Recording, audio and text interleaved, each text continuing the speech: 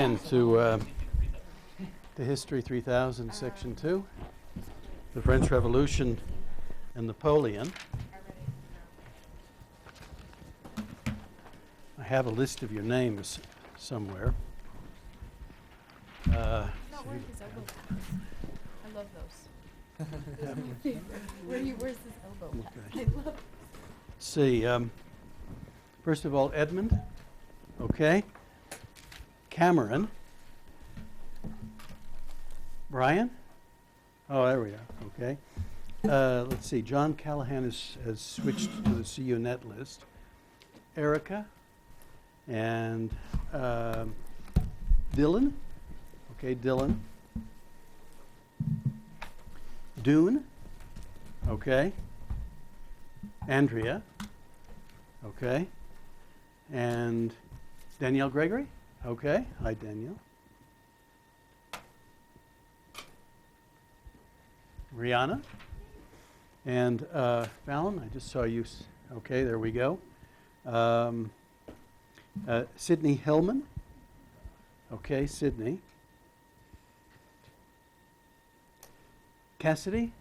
Where's Cassidy? Not here? Okay. Well, I bet she'll be here in a moment. Ryan? Okay. Austin? Where are you? There we go. Let's see. Joe and Jennifer, I just saw. There we go. And Allison, okay. And Lindsay Shelton, okay. And Victor, there we go. And Amy, there we go. Caitlin and Dennis, okay. Let's see, Robert Hopkins, there we go. Isabella Dow, that must be you, okay. And you have a copy of the syllabus? Okay, okay, all right, good. Now the syllabus is also on Blackboard in case you run out of your copy. Does anyone need a copy? I think I brought some. Okay, now some of you are here for the first time, did not make it to the first session, and I think you will agree that the arrangement of the room is a little unusual. That is because this is a broadcast course. It's broadcasting live and also broadcasts, I think, Friday afternoon, mid-afternoon, out into the community. This is local television. People aren't watching it in London and Paris, for example, as far as I know.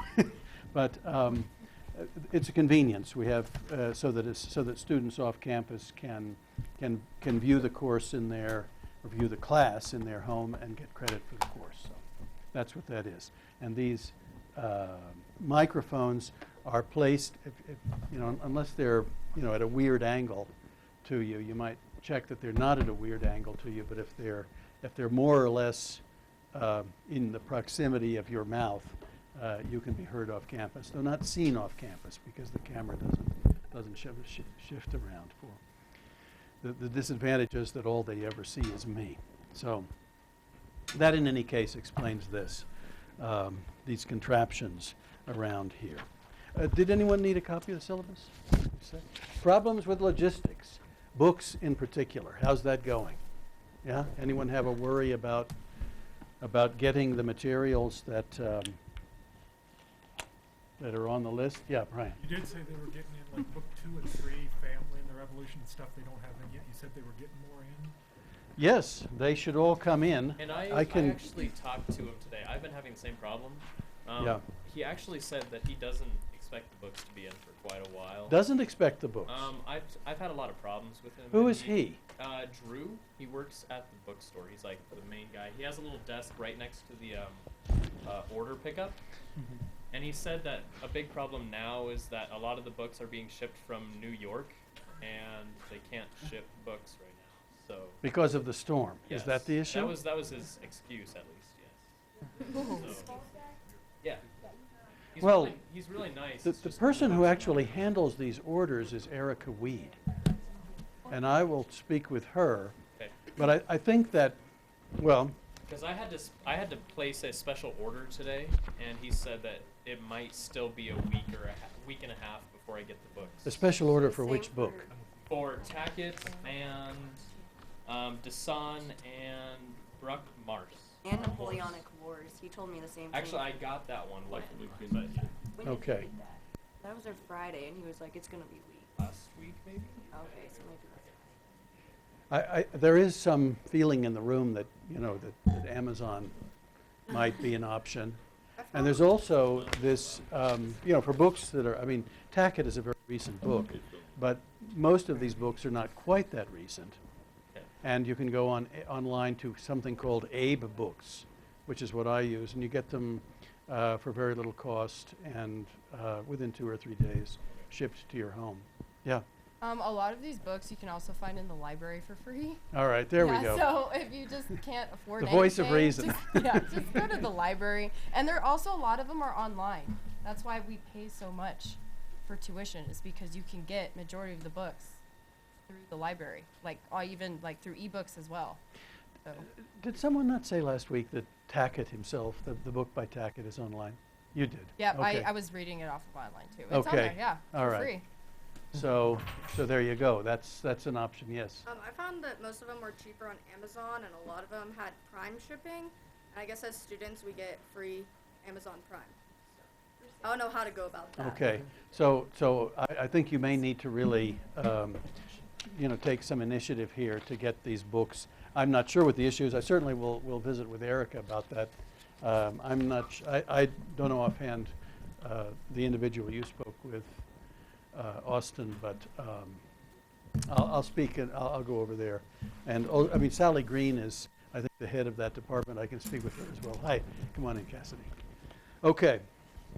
I have to hold these names up front so I can learn more of them.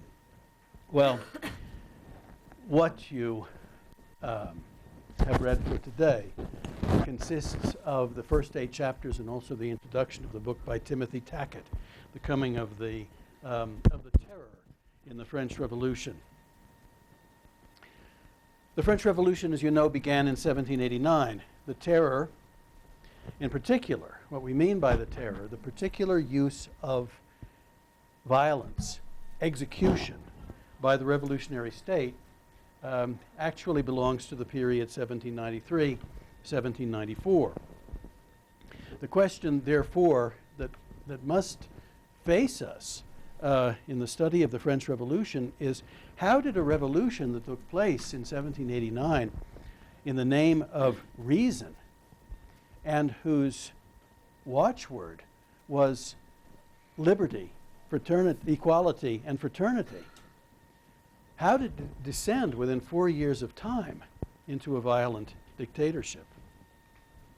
Tackett, the historian, offers a correction of past frequent error on the part of other historians.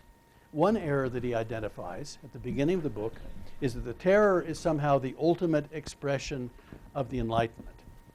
In other words, it is not Tackett's approach to offer examples, quotations, if you will, from the works of enlightened philosophers leading up to 1789, who in some manner anticipate a reign of terror. On the other side, the error that Tackett identifies is that the terror was a rational calculation on the part of a revolutionary leadership that found itself, beginning in 1792, at war.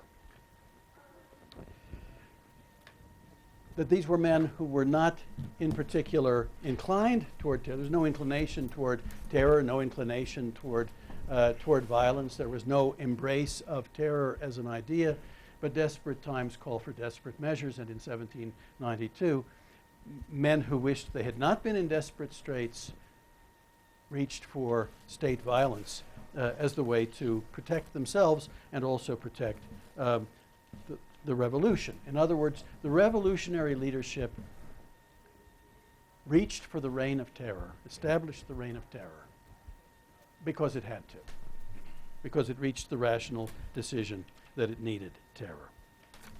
Again, from Tackett's standpoint, each one of these is an error. In the introduction, he identifies 3 perspectives that he will hold to throughout the book. The first perspective is this: The terror grew out of the process of revolution itself. It did not predate the revolution. It was not an expedient that was seized onto in 1793, 1794. Rather, what we need to understand is the unfolding of the revolution from, let us say, May 1789 on to 1793, 1794. This is what he calls the middle term. The long-term explanation reaches back to the or one form of a long-term explanation would reach back to the Enlightenment, and as I say, pinpoint quotations from enlightened philosophers that seem in some way to express the intolerance, the intellectual arrogance expressed then in a reign of terror. That would be an explanation in the long term. The short-term explanation is this idea that desperate times, such as times of war, call for desperate measures. He doesn't reach for the short-term explanation either. For him, the explanation lies in the middle term. What we need to keep in mind is the way in which the revolution unfolded, from event to event, contingent circumstance to contingent circumstance, between 1789 and 1793. The second focus that he suggests is upon politics itself, in particular upon the political leadership of the revolution, the men who came to power. And the gender emphasis there is under advisement, because the men who took power excluded women who would have considered an assumption of power, fuller participation in power during the revolution. It's a focus upon a set of men. Third, he identifies what he calls an evolving mindset on the part of the revolutionary leadership that was prone not only to the embrace of this or that idea, not only to the performance of this or that rational calculation, but also to emotion. A number of quotations from page 6 where he underlines this point. He points to the emotions of, quote, fear, anger, and the desire for revenge, shame, and humiliation. All emotions, according to your author, that at one time or another coursed through the men who dominated the revolution and reached its decisions. On that same page, he writes of the volatility of emotion. And on the same page, he writes of a rapid alternation between joy and anguish, empathy and hatred. Imagine a human being in which the emotions of empathy and hatred are alternating. A human being who can feel for the feeling, for the situation, for the position of another human being. Yet given a turn of circumstance, that emotion can give way to hatred. Imagine that, and you begin to enter onto the terrain where Timothy Tackett conducts his analysis. The time focus of this book is, of course, the time frame is 1789 to 1794. And again, these will be the points of focus, the points of emphasis that we will be with as long as we study Tackett. First, the revolution as process. Second, the concern with revolutionary leadership, the men who led the revolution. And third, their proneness, not only to intellectual positions, ideology, if you will, but their proneness to emotion, strong feeling, the vacillation of strong emotion. To begin today for our discussion, I suggest two moves.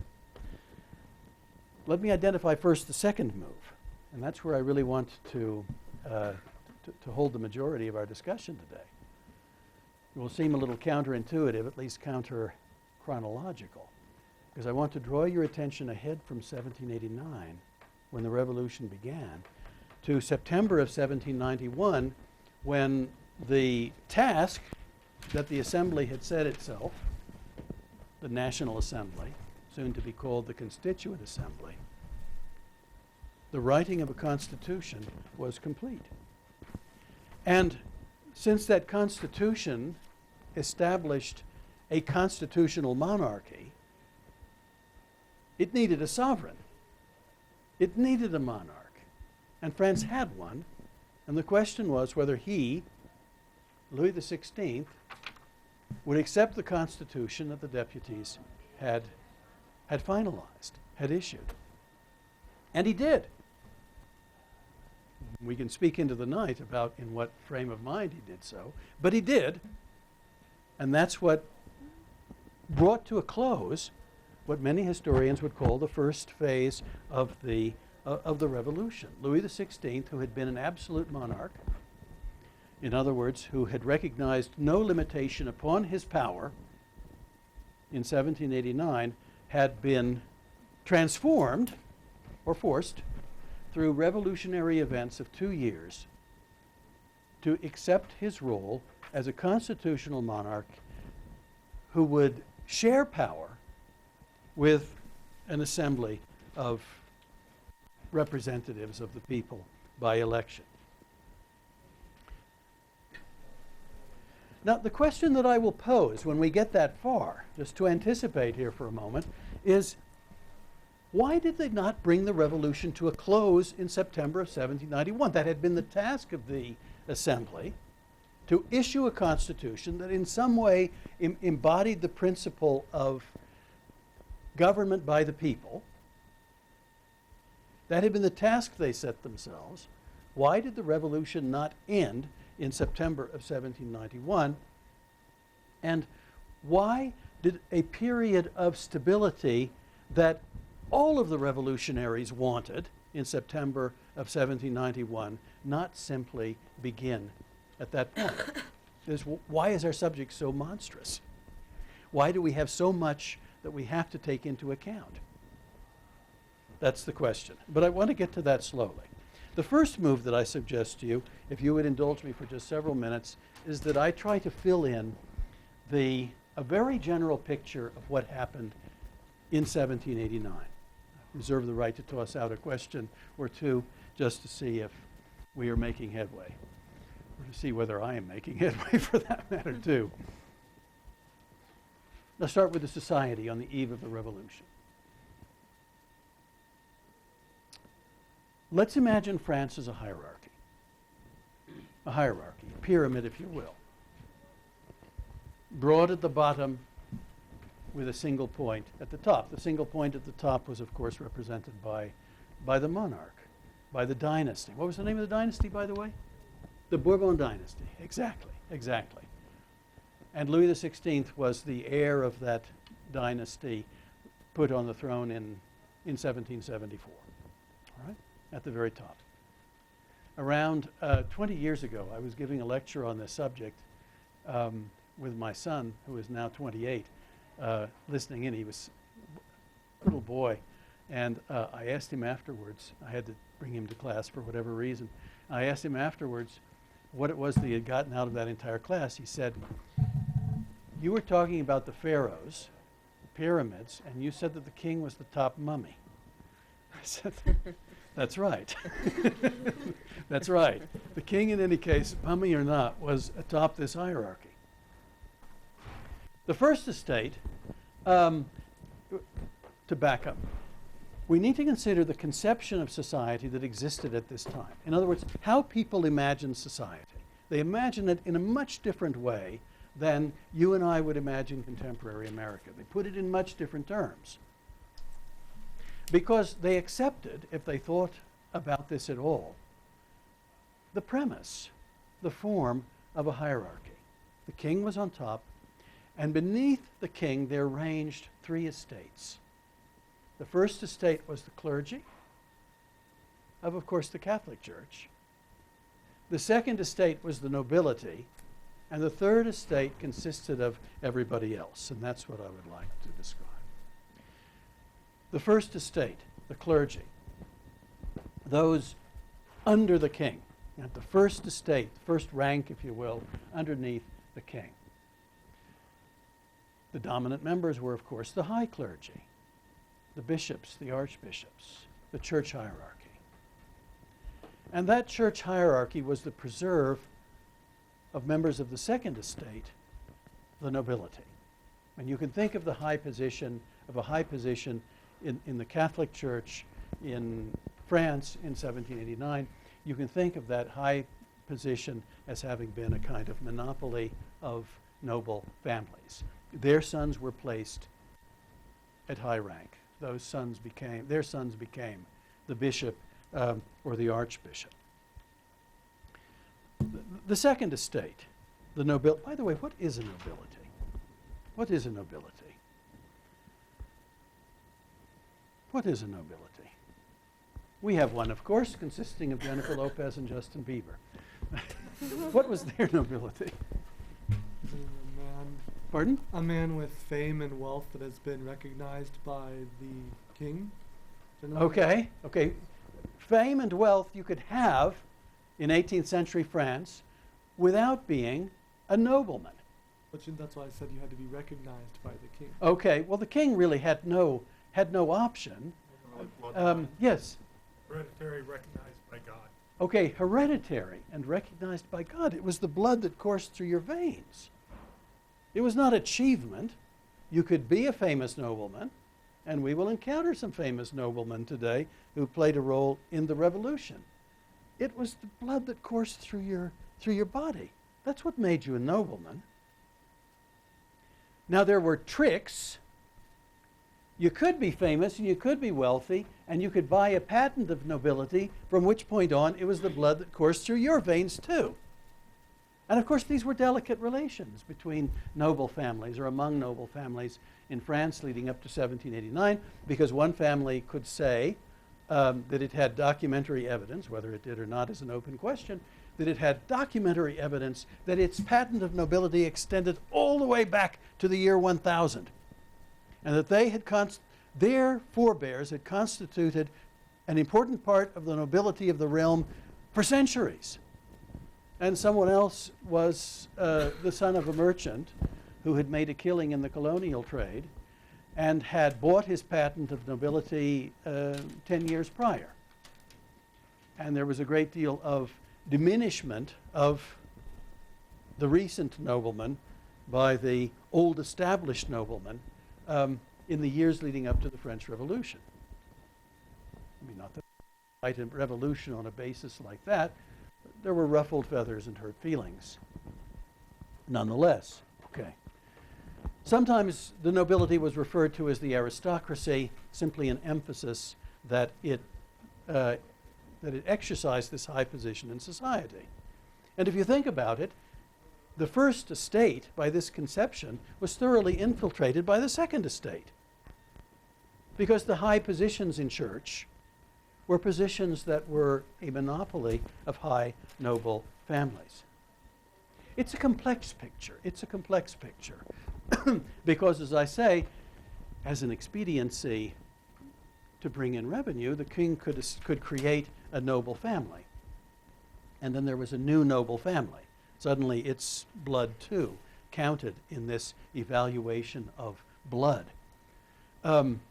A complex picture involving different levels of wealth, different levels of status.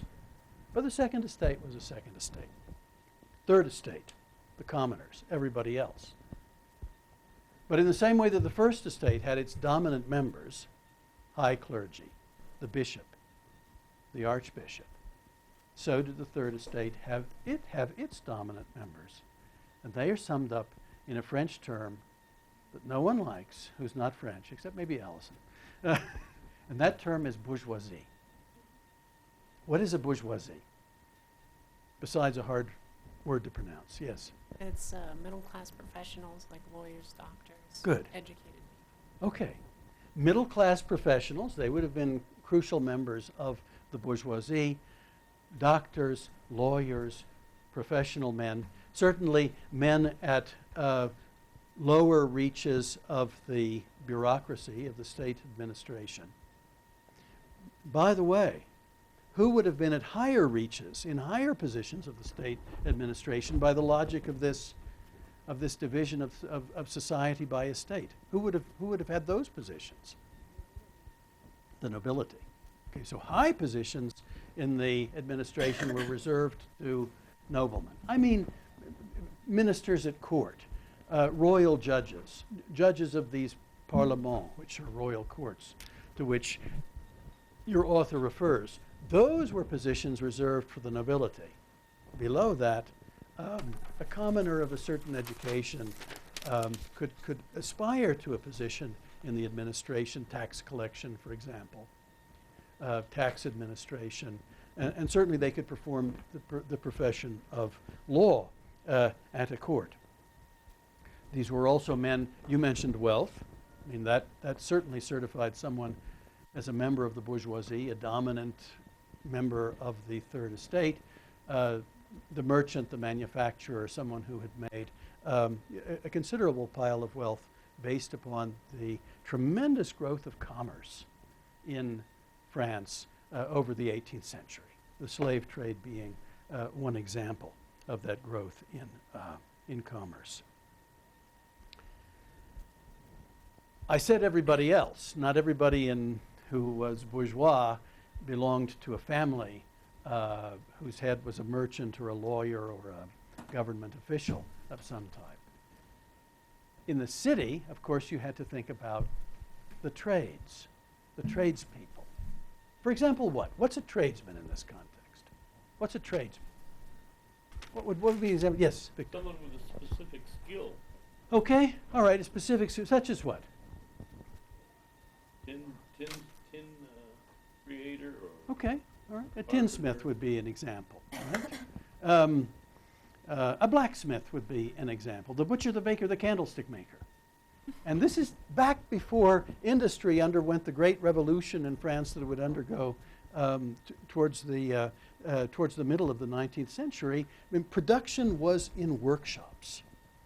And by and large, these workshops were, each of them was under the control of a master tradesman, a master craftsman, sometimes we would say a master artisan.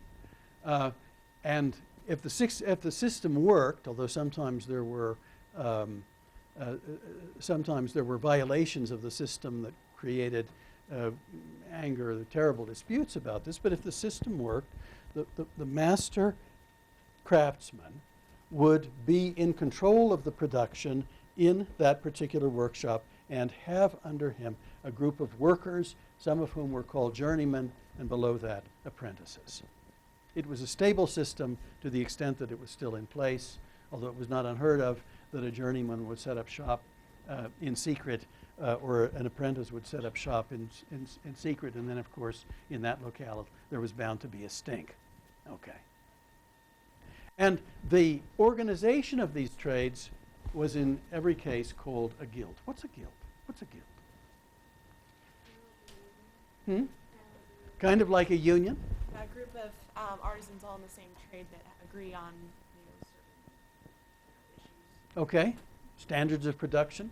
All right. That's meant to keep out the competition, right? The bakers of Lyon, the silk weavers of Lyon, the tailors of Amiens, and so forth, they can establish standards of their trade, which is a way of eliminating competitors who would produce not in accordance with those standards. They can set prices.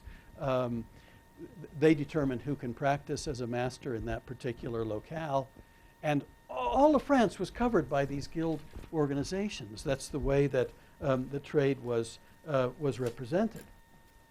Now, if we shift from the town, we shift and we go out into the countryside. And again, this is a France prior to the Industrial Revolution. Not that there were no large manufactories of any kind at all, but for the most part, France remains pre-industrial, or perhaps on some kind of long takeoff toward the Industrial Revolution. And if we turn our attention to the countryside, whom do we find as the majority of the French population? Who's out there? Okay, farmers, okay. And called in this context what? The peasantry, right? Not pheasants, peasants, all right? They're called peasants.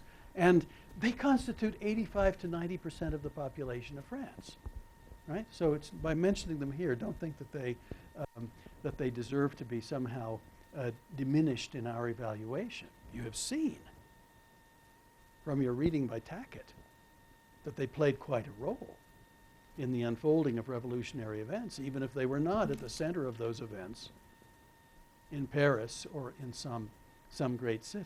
Okay. Now, in these last several minutes, when I launched into my description of French society, what have I really gotten across? I mean, how do you picture this society? Divisive. Divisive? Okay. Well, it certainly is divided into these different estates. Brian? Well, Louis himself suggested to change. Everybody accepted that's the way it was. All right. They even said the Enlightenment people said, we wish this would happen, but we know it'll never happen in our time. Yeah, okay. All right. There's a great deal of consensus in France that, like it or not, that's the social order. And nothing could change it, right? Nothing could change it. It was an institution as firm in French society as the Super Bowl is in ours. Yes, your hand had been up a moment ago. Well, it just seems that there's a very small percentage telling the entire country what to do. Oh, yeah. And they don't understand. There is. They don't understand it, and it would be wrong of me to describe this as a society on the edge of revolution, or that anyone involved imagined a revolution. They had the word, but they meant something else by it. They meant a change of minister, of chief minister for the king, for example. They could say, c'est une révolution, it's a revolution, but they only meant some remarkable shift in policy. And that would be what they meant by a revolution, this idea that a set of events could move history off onto some kind of tangent in a direction where it had never gone before. That was beyond them. They didn't use revolution to describe it because it didn't occur to them that it was something that needed to be described. I mean, Brian makes the point well, that even the enlightened thinkers who are sometimes trotted out as forebears of the revolution thought that they worked in the field of theory. They did not imagine that they were establishing some sort of program for a revolutionary leadership. That's what sets the French Revolution apart. If this were a course on the Russian Revolution, to understand Lenin and Trotsky, you would have to know Marx. Castro, Ho Chi Minh, Mao Zedong, they have an intellectual tradition behind them that has to be taken into account in order to grasp what they did as revolutionary leaders. Here, not so much. Not so much. There was criticism of conditions in society. Yes? Well, how much did the American Revolution play into their thoughts? It impressed them. Right. It impressed them. The American Revolution, the Americans were so often seen as a special case, sort of a condition unto themselves. If they had a strong feeling about it, it's that their support of the Americans had helped them in this ongoing rivalry with Great Britain, and that was all to the good.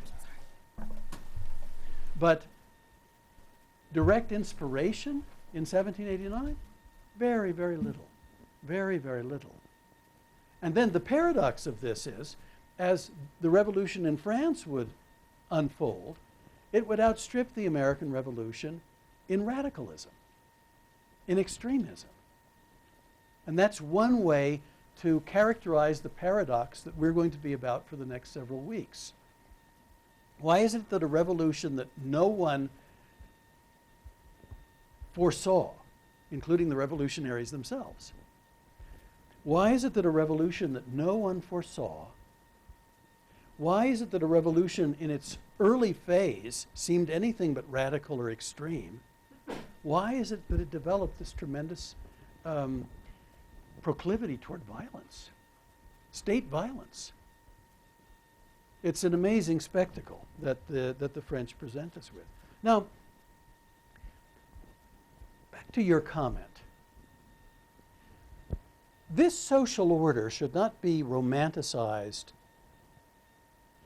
in the sense that we fail to see the stress and tension within it. There was stress and tension within it.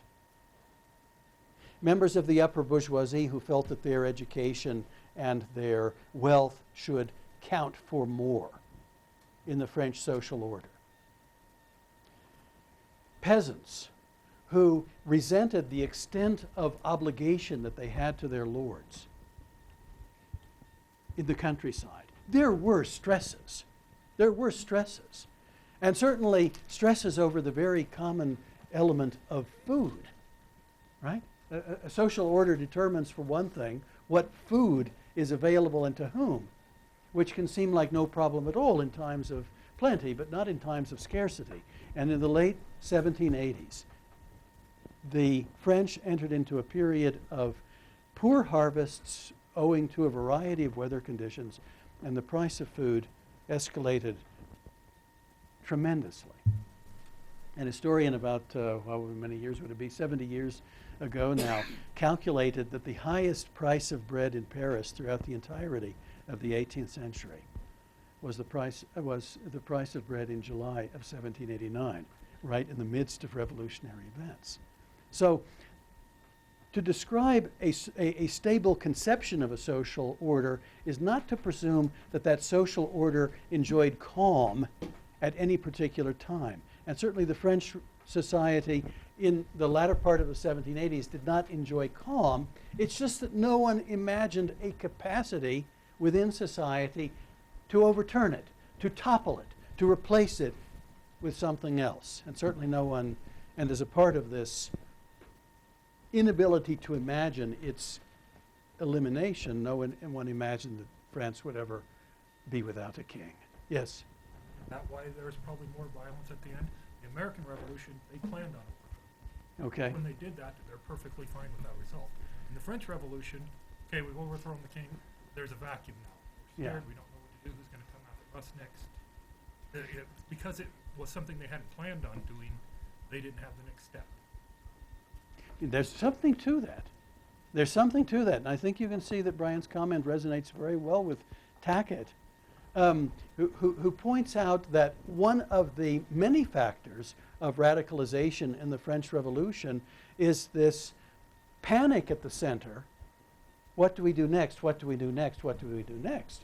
I mean, not that there was no achievement. I mean, they authored a constitution within 2 years. The Constitution, even if it was dead letter within several months, was at least coherent. But this idea that we have created a power vacuum, now how do we fill it? How will police powers be exercised under these new circumstances? How will justice be meted out? How will the collection of taxation proceed? It's not that the men in Paris in the summer of 1789 could not imagine answers. Is that the practical work remained before them in large part because they had not really conceived of themselves as having to perform that practical work. So the revolution becomes a very unstable time, a very unstable time. By the way, these dues the peasants had, they varied tremendously from place to place.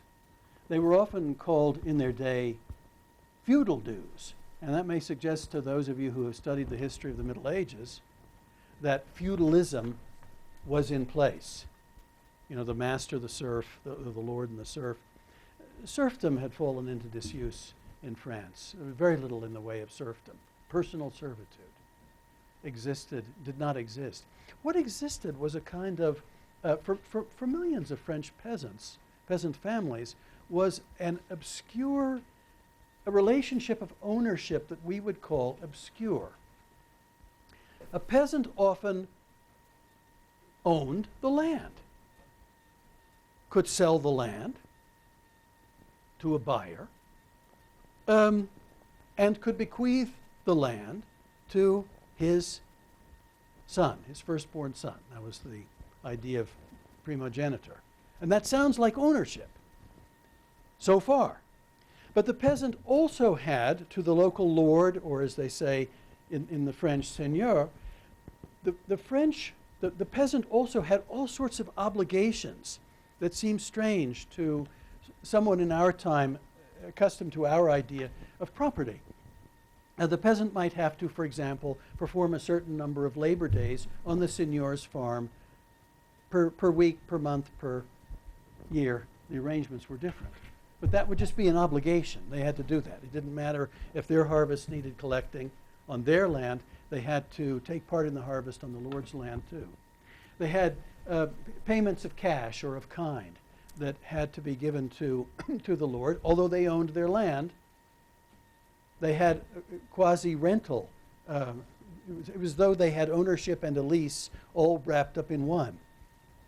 There were also obligations of the use of the Lord's services in return for a fee. For example, in a region, let us say that the peasant had rye or wheat. At harvest time, in order to grind the rye or wheat into flour, they had to use the Lord's mill and relinquish a certain part of the flour that came as a result. If it was time to bake the flour into bread, they had to use the Lord's oven and relinquish a certain number of loaves. There were just all kinds of obligations that weighed on peasant shoulders that aren't seen if we let it go with the generalization that they owned their own land, you see. And all of this, whether it's the privilege of the nobility, whether it's the struggle for food, whether it's the obligation that waited upon the peasant, all of this created tensions and stresses within the social order. Not that anyone imagined that the social order could ever end. I mean, everyone wanted the satisfaction of their own immediate grievance, but could the social order ever end? Okay. The question is, let us take up the story from 1787 to the outbreak of the revolution, which we can date as May of 1789. There really was in France in 1787 no sustained general critique of what the French had: their monarchy, their social order, their nobility. But there was an issue that captured the attention of anyone who could read, or anyone who was in hearing distance of someone who could read to them. And that one issue was the possible bankruptcy of the state, of the monarchy. Why would the state be on the edge of monarchy? Or, excuse me, state be on the edge of bankruptcy? Yes? The American Revolution. All right, the American Revolution. They had contributed more to it than they could afford. And you could look at France in the 18th century and say, well, all right, as an economic power in the 18th century, the French were definitely second fiddle to the English as a colonial power also. The English had won, after all, what in Europe is called the 7 Years' War, which we tend to call the French and Indian War in this country. But France was, its commerce was flourishing. There were great fortunes made in overseas trade, including the slave trade. There was a strong export trade, for example, in fine French wine. All kinds of advantages that the French had. Why, if the French had all of these advantages, could the French not straighten state finances out? Why would they be on the edge of bankruptcy? Why would there be a revenue? Yes? Continual conflict with Spain and the Holy Roman Empire. All right. Various German Saxonies. All right. Conflict in general besides England. Right. I mean, that's an important structural issue. What Victor raises is important to keep in mind, that peace did not somehow descend upon the kingdom with the success of the American War of Independence. Rather, the American War of Independence has to be seen in the context of tremendous rivalry of powers that strapped everyone for cash. But why were the French, in particular, so hard-pressed to respond to the financial crisis that they were in? Yes?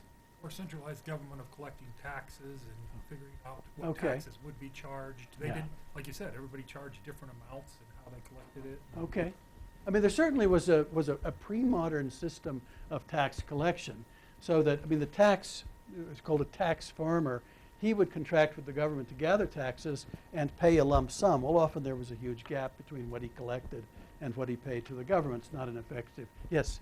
I was just going to say, does also the exorbitant spending upon Okay. the nobles play into this? Okay. Quite the reputation. All right. Okay. And in particular, the royal expenditure itself, right?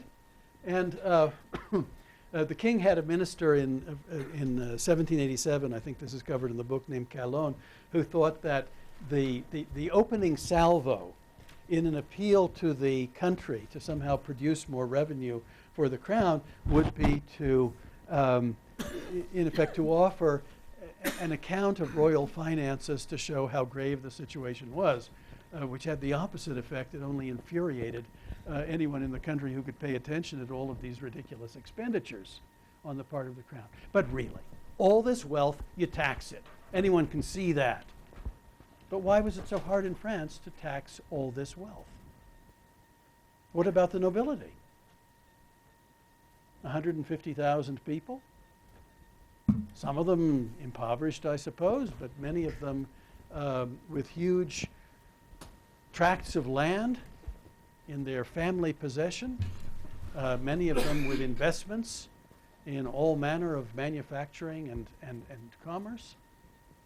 Why not just tax them? If your name is a duke, or if you have a duke or a count in front of your name, pay taxes. Yeah.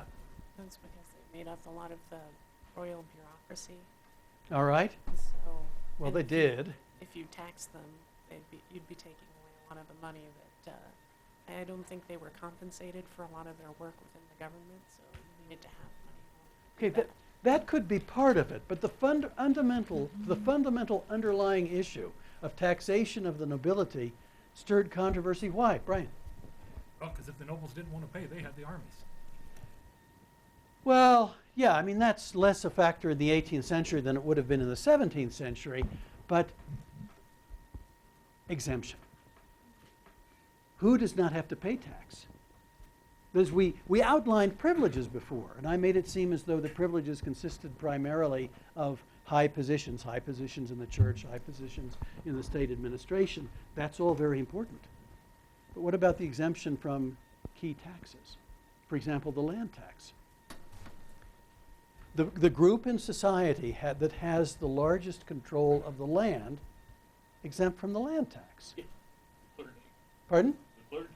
Well, the clergy is exempt as well. The clergy is exempt as well. And has tax exemption analogous to the exemption of the nobility. So think of the groups in French society most able to contribute revenue, contributing little revenue because of a traditional privilege of tax exemption. And you come to the heart of the question. Well, the period 1787 to 1789, to think of it as the outcome of some action, the action is an effort on the part of a series of royal finance ministers to put the nobility in the position where it will concede its tax-exempt status in the interest of the monarchy. To which the general noble answer is, yes, of course, but our condition is that you share power with us. They do that in England, do that here. That's the issue. The Estates General, the estates I've referred to, we come to the issue of the Estates General. The Estates General was a body that had not met in France since 1614, 175 years before the outbreak of the French Revolution. Think of it as the French equivalent to the English Parliament. I referred earlier to the Bourbon monarchy as an absolute monarchy, by which I really mean nothing other than they had neutralized the nobility and other groups in society as a counterweight to monarchical power. That's really what absolutism means in this context. The assumption of power by the king, by the monarchy, at the expense of groups that in centuries past had represented some counterweight to monarchical power. All right. Okay. So the nobles again and again are appealed to in one venue or another, relinquish your tax advantage. And they say, call the Estates General, and we will. So in the end, Louis XVI sees he has no alternative but to call the Estates General. And this, of course, is news, right? Anyone who reads a newspaper, anyone within hearing distance of someone who reads it out loud would recognize that this is news. That a body that had been in complete abeyance for 175 years is going to meet in order to solve the financial trouble of France. Okay. And so, what a spectacle. What a spectacle in late 1788 and early 1789. A series of elections from local level all the way up to the provincial level to elect deputies for the three estates. Right? What a spectacle.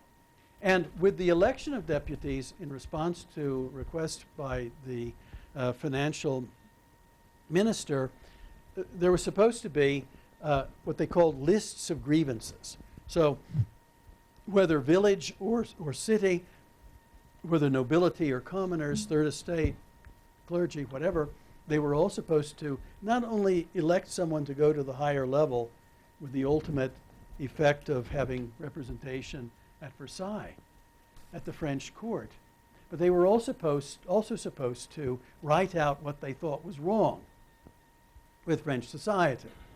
And Louis XVI thought this is a simple matter. By these means, I will solve the shortfall of revenue in the monarchy. And I concede what I concede, but in the end, we will have enough revenue to continue. But of course, the ideas that surfaced through these elections, the ideas that came out in these lists of grievances, made the issue much more broad. Right? Because in effect, he had solicited public opinion in a way that public opinion had never been solicited before. And public opinion ranged across issues far more broad than who pays what taxes into the royal coffer. Ideas. Why has your author dismissed the idea that we need to read 6 or 8 authors from the Enlightenment and we'll be home free? That what happened in 1789 is the application of ideas that writers like Rousseau and Voltaire and Diderot had put into circulation for half a century leading up to 1789. Why does your author think that's the wrong approach? Yes? Because he says that intellectuals at the time, when they did read those things, it was a very small part of their entire reading load. Okay. All right. Okay. So, sure. I mean, if this were a course in the history of political thought in the 18th century, we would read exactly those authors. And Montesquieu and, well, the American Tom Paine, he would belong in a list like that. But your author points out that the Enlightenment is much more widespread. It covers, yes, indeed, there is political theory in the Enlightenment, although it tends to be at odds with each other. To read Voltaire, you would think that what he wants is reform from the monarchy, to make the monarchy more rational. If you read Rousseau, you get the idea that the ultimate aim ought to be some kind of republic. But these ideas are such cross purposes that it's not as though they constitute a simple inventory of radical political views that had impressed itself upon the mind of every revolutionary who went to Paris in 1789. No, they point every which way. Moreover, the Enlightenment was about so much more. It was about there were some people read like crazy. In German, they speak of a Lesewut, which means the rage to read in the 18th century. And there was a rage to read, even in Germany, in particular in France, and Britain, and Scotland. But often it had to do with issues such as agricultural improvement or the economy per se. Adam Smith was a popular author in the 18th century. The idea that free trade would somehow unlock economic forces that slumbered under various forms of economic control and economic protection. So if you say, read the Enlightenment and you know the French Revolution, you're reading an awfully large library, and this library says too many things to present a coherent picture that we can somehow imagine in front of the eyes of the revolutionaries in 1789. Your author says that the way to think of the French Revolution is in terms of a motto that really a German, a Prussian, Immanuel Kant, had put forth as a summation of the Enlightenment in an essay in 1784, which is called Was ist Aufklärung? What is Enlightenment? He said, dare to know. Dare to know. Do not let authorities think for you. Dare to think for yourself. Dare to know. For him, that was the essence of enlightenment.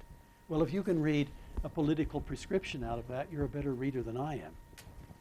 Because dare to know about what? About astronomy, about the oceans, about research voyages along the Nile. Dare to know about anything. I mean, people were fascinated by the world. And if they were part of this reading audience, of course the minority was not. But if they were part of this reading audience, then they sent out their flares in every direction. But that doesn't explain why the men of 1789 in Paris acted the way they did. The Estates General.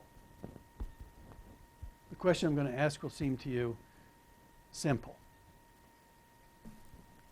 By what procedure does the Estates General meet?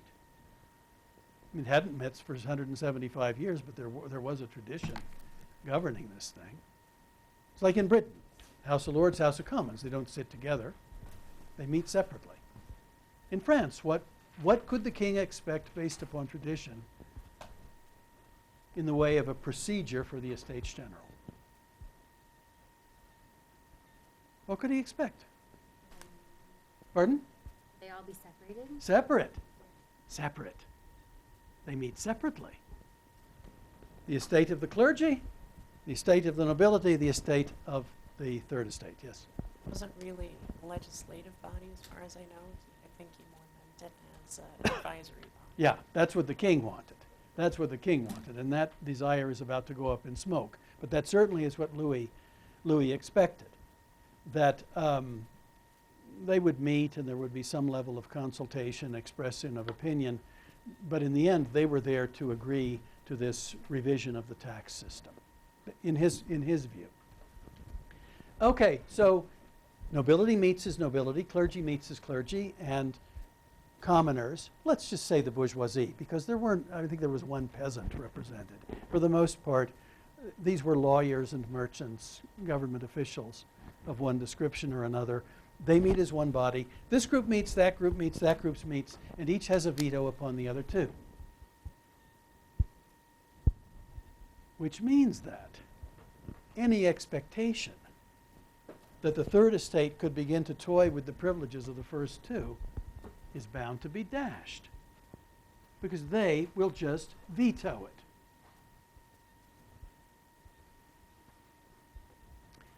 Well, from the standpoint of the third estate, where is the justice in that? And so, there's a great deal of protest, and there's protest literature about this traditional form of procedure in the Estates General. Why should the third estate be limited in this way? After all, they represent the great majority of the nation. And they begin to think of themselves as the representative of the nation. They represent its great majority. So they say, no, we meet together. Double the third and we meet together. You do the math. 1/3, 1/3, 1/3. All of a sudden it's 2/4, 1/4, 1/4 in their vision. So the third estate in order to gain a majority in deliberations in the assembly that they imagine of the three estates, all that the third estate would really need to do is bring over the occasional liberal aristocrat or parish priest, an easy task. So 300 deputies here, 300 deputies here, 300 deputies here.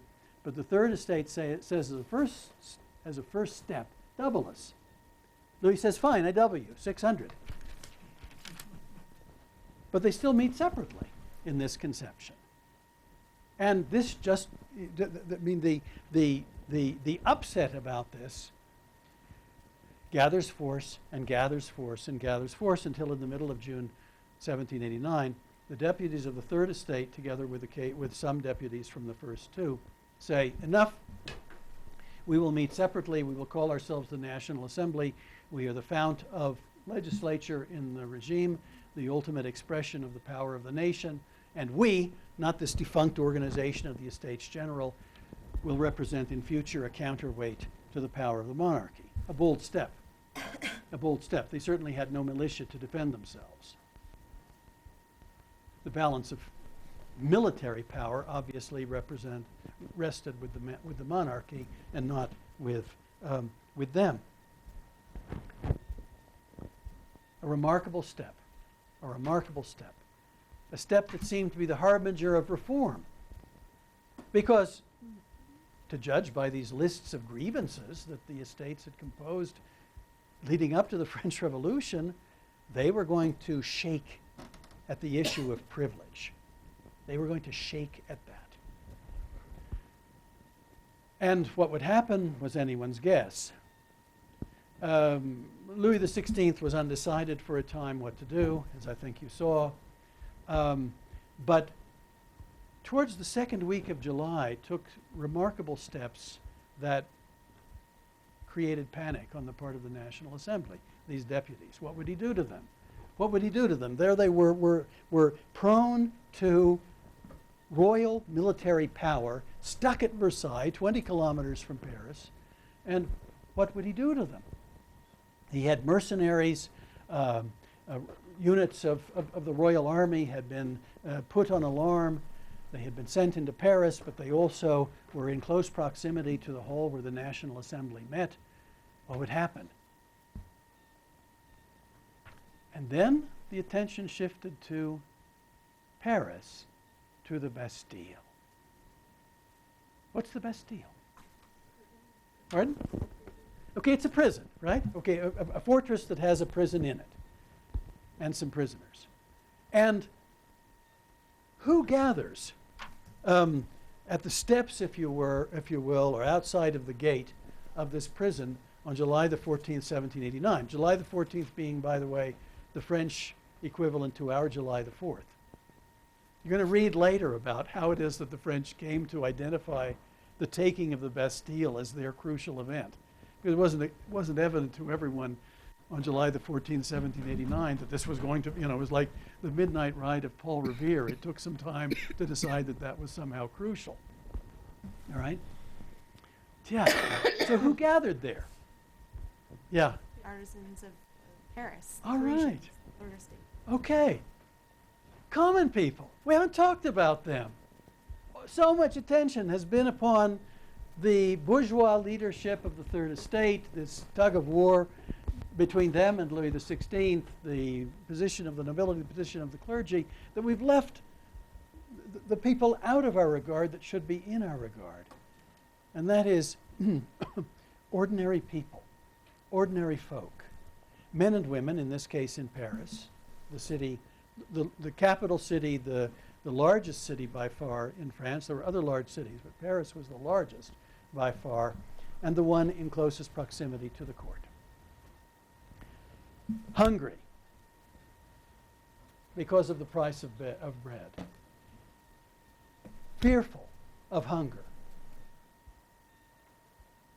And looking at the National Assembly, and you could say, well, what difference does it make to them what a bunch of lawyers say 20 kilometers away?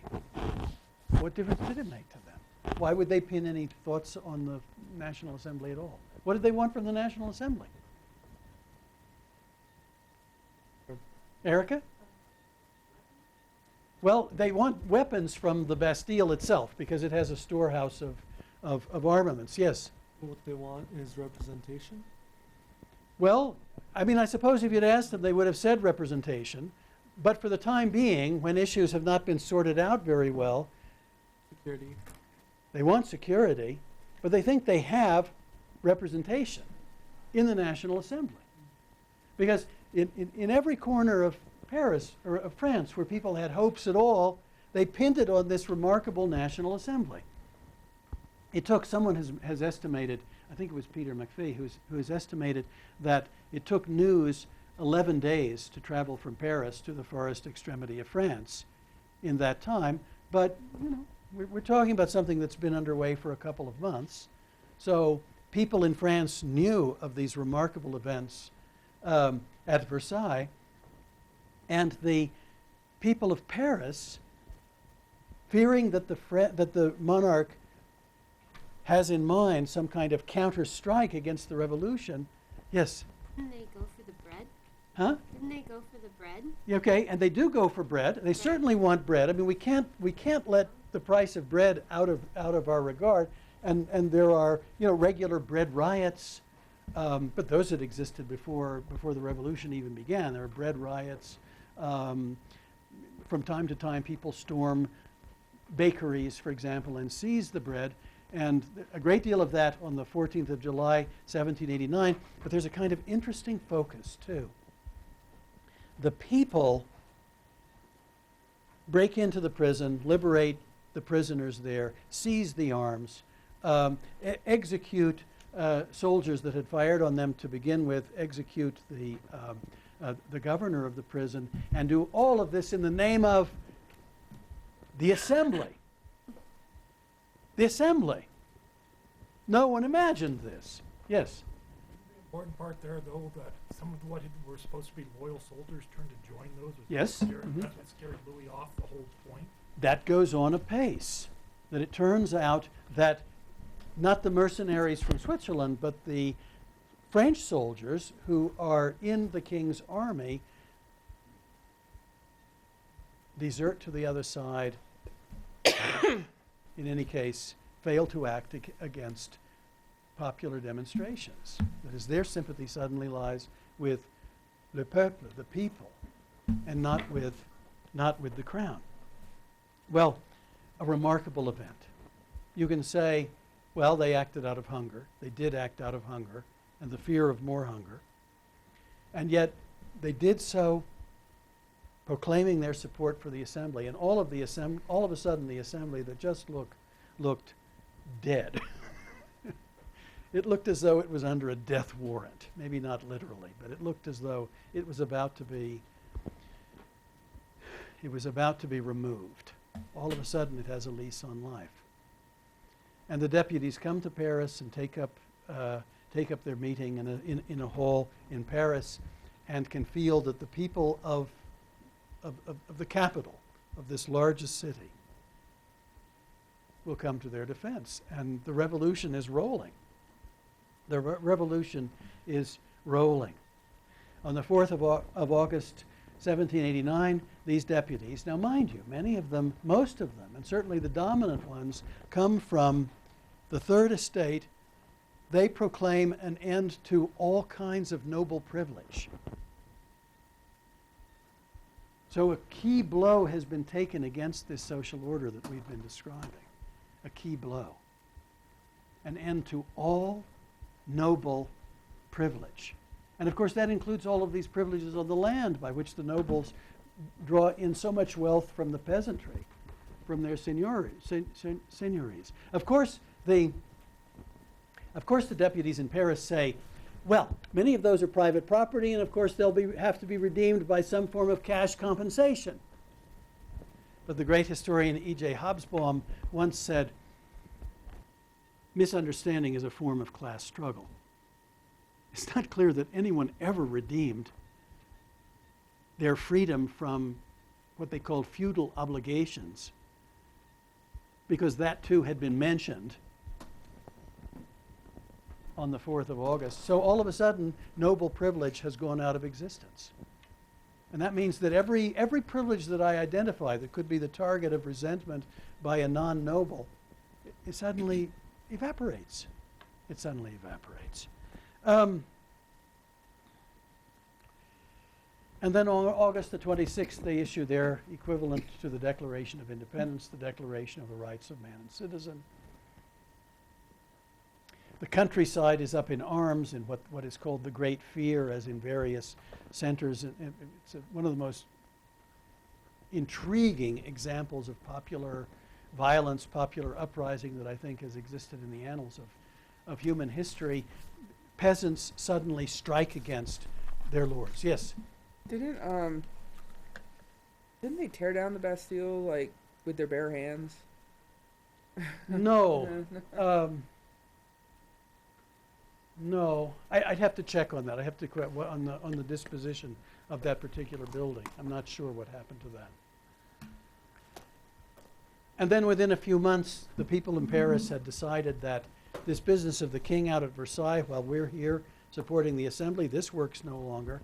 So women, for the most part, from Paris, marched out to Versailles on a cold, rainy October day, killed guards that got in their way, and brought the king and his wife Marie Antoinette and their son, the Dauphin, back into Paris so that they could be under better control and supervision. Quite a spectacle. Let's take 10 minutes. Let's take 10 minutes and then come back, and I want to get into a discussion of all of this. It's a remarkable history. I finished.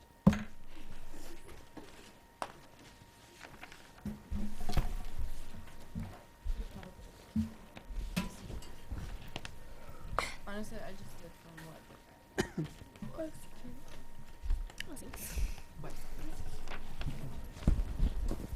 Like 350. Like, got it. But how did you want us to look in the page? That was it? Okay, that's what I thought. And I did a bibliography. That's for plagiarism. I did get docked for oversighting once in one of my classes. Are you serious? All my professor says it's always good to oversight and non-cite. That's what I had heard. And then they're like, no. Whose professor is that? So I know now. Remember those like 3 years ago? Oh, okay. Damn it. So it was early on. They always oversight.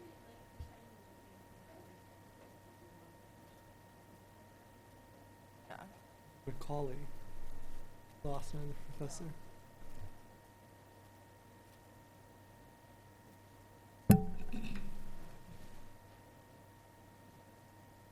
I cited, I think, like 4 or 5 times to make sure. I did a bibliography.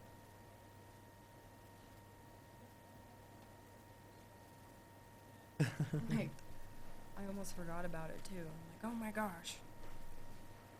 I read the book, but I think I'll just like open up to a page, cite that page, and go off of it.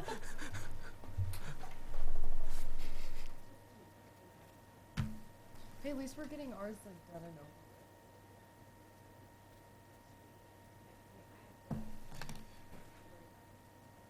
Yeah, and your question seems more difficult too. What is it? Seems more difficult. I have to read a little bit more. What's your question? I have it. Yeah, I have it. Oh, that's like the last month. How did the coming of the war affect the British Empire? That's Christopher Hill's question for sure. Totally. And I'm sure it'll be in Oh, yeah. Oh, yeah. So. Oh, and then we need to finish the rest of this book, don't we? Yeah, And a good book. is that another book, though? Is Conan? Yes. Damn it. No, it's down mine. Just like random. Did it? Okay, I'm gonna just try to find it We're not online. finishing these. We are. We finished that one and we read like 62 and 70 something. Oh, yeah. We're pretty much all in it. It's just so crazy. All in at the start, at least. Yeah. No, if it I know was- one guy that was in our film class, he was gonna take this, but he saw the reading books that we had to do, so he dropped it. Like, but he's in the World War II history. The one that sat in the back, I forgot his name.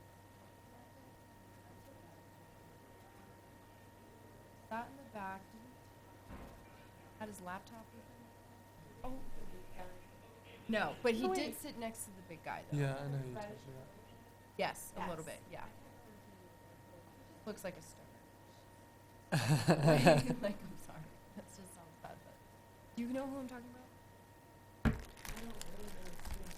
Oh, okay, yeah. Well, he's in the class too, and I said, oh. It's reading, so I dropped it. And I'm like, well, dude, this is probably just as bad. I don't know. It's actually, I don't know, this one might be a little bit. Yeah. I'm not sure. I think that the level of Watch film. interesting, whatever it is a little higher maybe. What? I like talked to her today and I emailed her Okay, yeah. So it's different for each person. Yeah, and we didn't really get that one. But then like, I love this kind I of think stuff. it was just because it was online. I think that's why I couldn't get into it. You know, when you read stuff online. Like, that's why I've been really trying to get, like, hard copies of all my Yeah. books. So I try. I've been switching to Kindle because I'm getting rid of most of my stuff. Oh. 'Cause see, I want to go travel, and I go, I can't take books with me and everything, and I go. So switching over to Kindle, that I just don't feel like reading Well, anymore. it was only like I like, I basically because I had to take then I can, like, flip back and forth. Exactly. so I basically And you stick with it. Yeah, no, it's so much easier I'm to just, like, constantly I was like, yeah, I'm ready for that. She was like, Yeah, okay, six well, like, guys, do you know what like, you're doing for like Six like, guys we that actually discussed got this since last released semester. from the Bastille. She was just like, Yeah. We're all in the same class. They were Yeah, I know. Literally. this one class and she said that. Yeah, I was like, What's so like, I funny? was talking to other people in the class. Actual prison. They should have been. Carol, you need to calm down. No, right?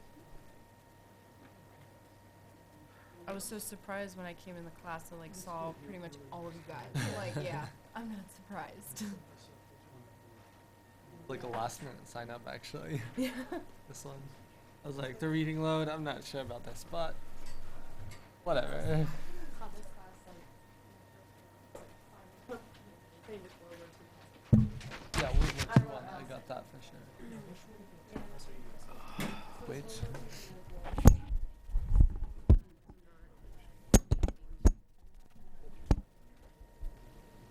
Oh my god, you know their names? Yeah. I know. All have young way. I think it'll be good. I'm excited. It'll be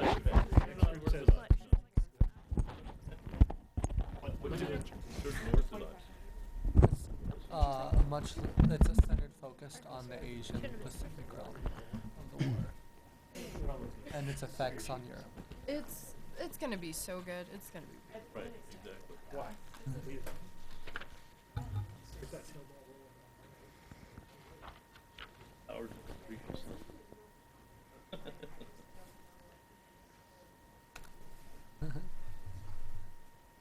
just only hear the main stuff. Exactly. That's why I wanted to take this.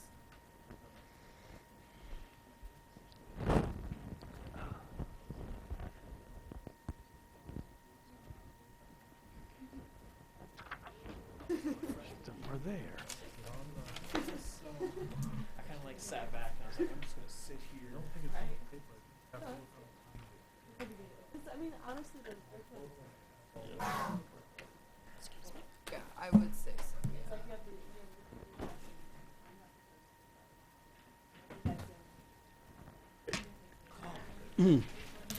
I'd say that yes. I started saying it's like 1,000 points. I have one class and we get like 100 points for the whole semester. Out of all of our assignments, I go, oh my gosh, it's like, it feels so heavy all of a sudden. It's like each paper is worth like 10, 15 points out of 100 total. Like, yeah, so they're. Each paper is worth a grade and a half. They I'm were nervous trying for to. the papers for Yeah, the World War II history class. Yeah. but for certain reason. I don't know.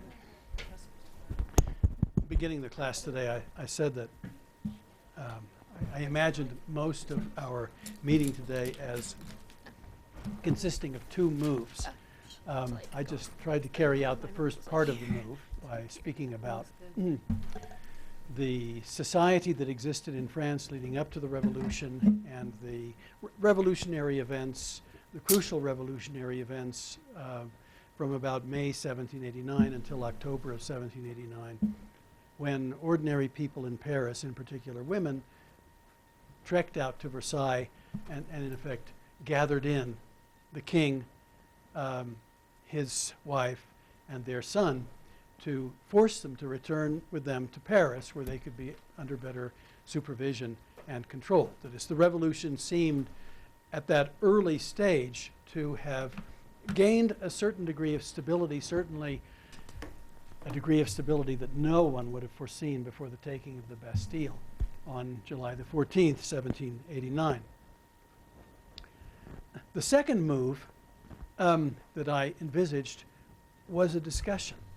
Jump ahead now 2 years to September of 1791. The Assembly has issued a constitution. It establishes a constitutional monarchy, and the monarch in question, Louis XVI, has accepted his more limited, more circumscribed role in that constitution. And one can well ask why the revolution did not come to a close, why France did not enter into a period of stability, certainly in contrast to the instability that had been experienced in the late 1780s leading up to the outbreak of revolution. So you tell me, why not? What was there? Yes? Wasn't there like a big growing counter-revolution in the Rhineland? Well, the Rhineland is okay, yes, yeah. The Rhineland is in Germany, and more nobles had emigrated there and were located there and imagined themselves as a counter-revolutionary force that would return to France and that would recreate the old regime. All the power to Louis in terms of the exercise of government and reestablish noble privilege. That is altogether correct, yes? The Constitution was based upon the monarch accepting it too, and he tried to escape. Okay, right. I mean, the idea is that the monarch has to be willing to assume the role, willing to assume the limitation that was placed upon him by the Constitution. He had to be willing to govern in accordance or in balance with the Assembly, which beginning in September of 1791 was called the Legislative Assembly, change of name.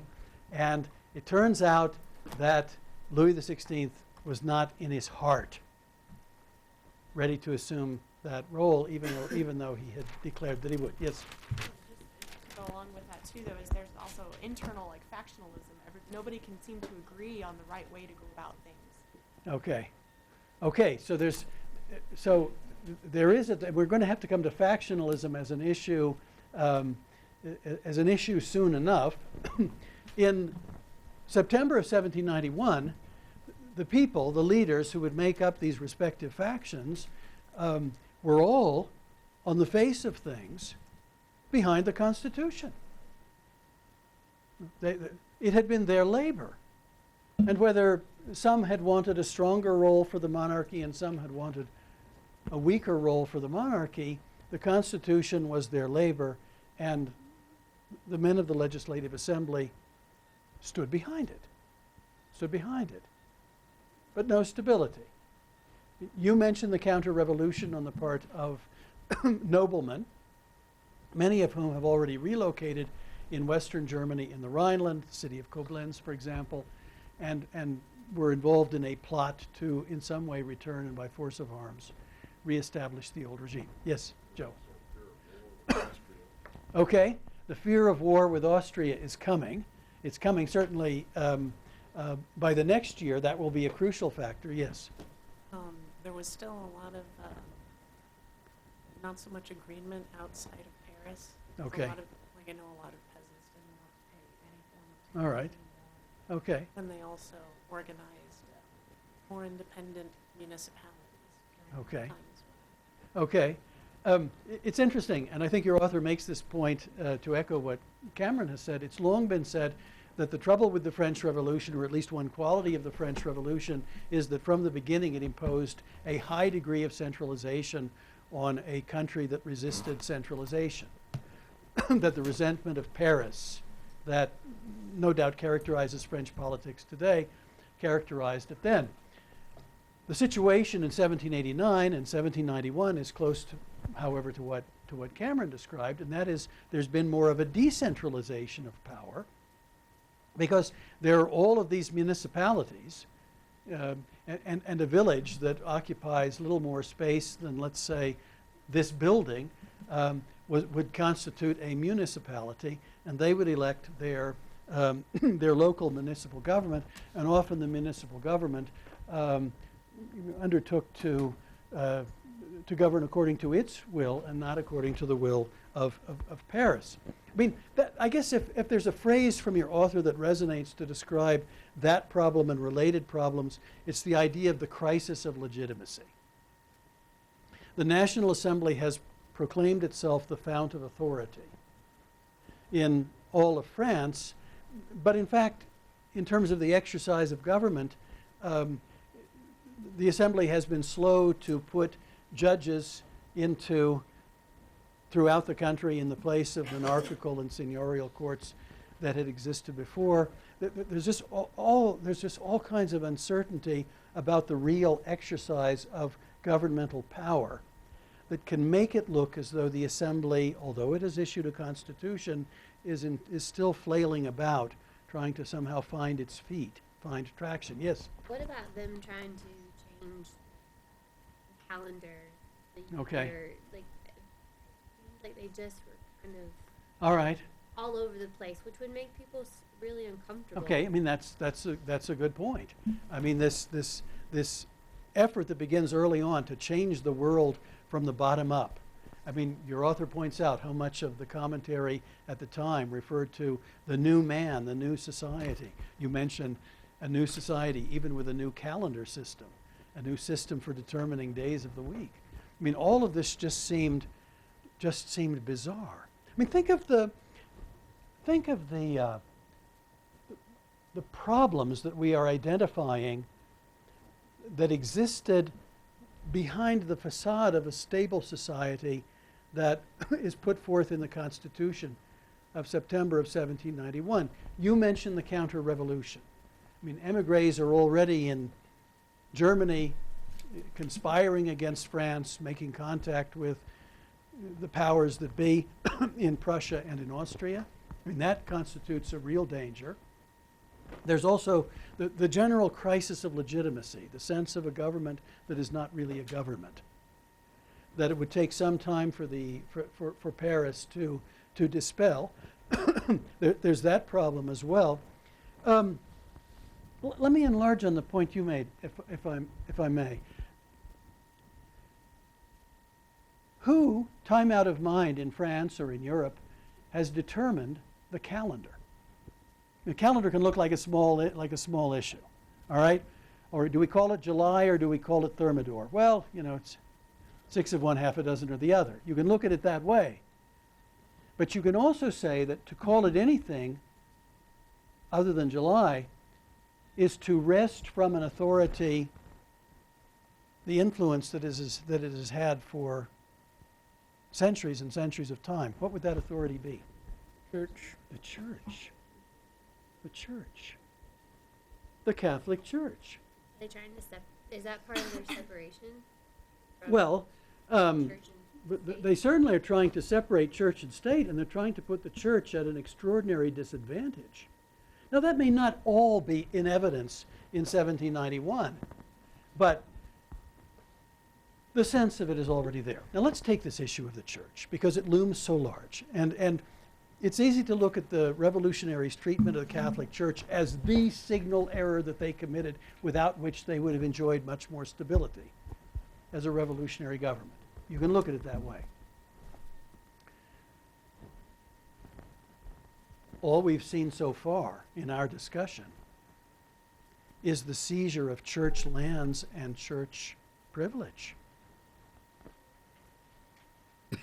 To the privileges that have been eliminated so far, I would include the tithe, which of course weighed heavy on a peasant family. And I would include the existence of the church in many regions as the seigneur, in other words, as the lord to whom all these obligations were owed. Well, all of that went out of existence.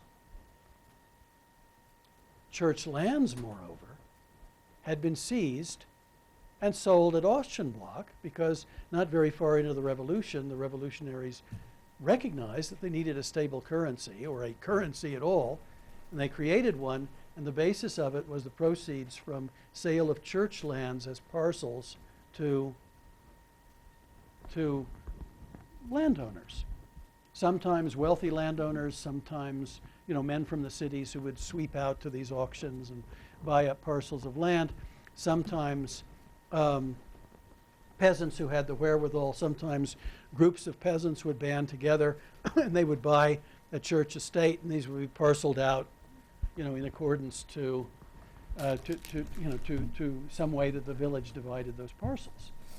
So the church has received heavy blows as a, if you don't mind, worldly institution. Yes? Doesn't that come from the Enlightenment?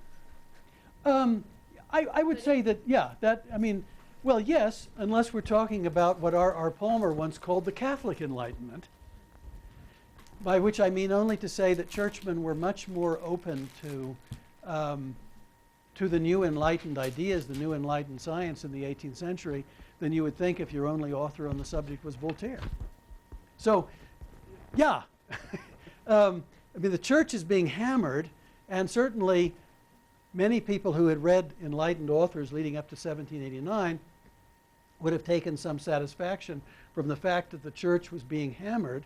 And yet your author points out early on how many of these people had relations to the church up to 1789, and even revolutionary leaders who continued to attend church into the revolution. Yes, Victor. Once you destroy the old orthodoxy, you have to develop a new orthodoxy. Okay. Well, you can argue that the calendar, the effort to establish the calendar is a part of that. Exactly. And if you name your firstborn son Liberté and your secondborn son Égalité, then you're taking yet further steps to. And the French even renamed places. The Vendée, for example, a crucial area in the counter-revolution in 1793, 1794, was named for a river, which struck French traditionalists as bizarre. It would be as though Colorado Springs were renamed Monument because of the river that runs through us. It's this entire effort to change the culture could make French people seem uneasy.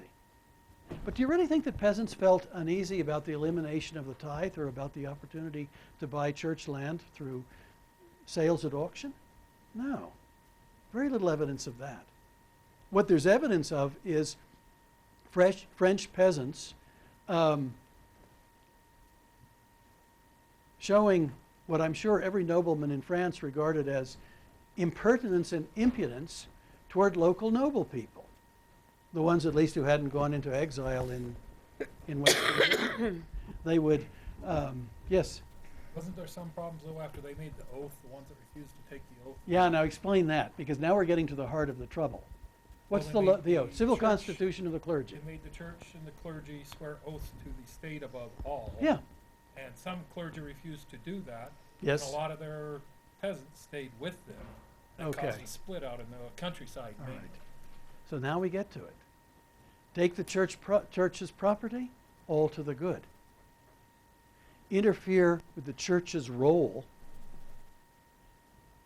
in salvation, for many French people, all to the bad. Why are they doing that? That's the question. I mean, it's perfectly conceivable for a peasant to enjoy the elimination of the tithe, purchase a parcel of land from a local monastery or church lands of some type, refuse to compensate the church as the seigneur for whatever obligations the peasant is no longer meeting based upon the decree of the 4th of August, 1789. That's all perfectly conceivable, and resent interference with the faith. Right?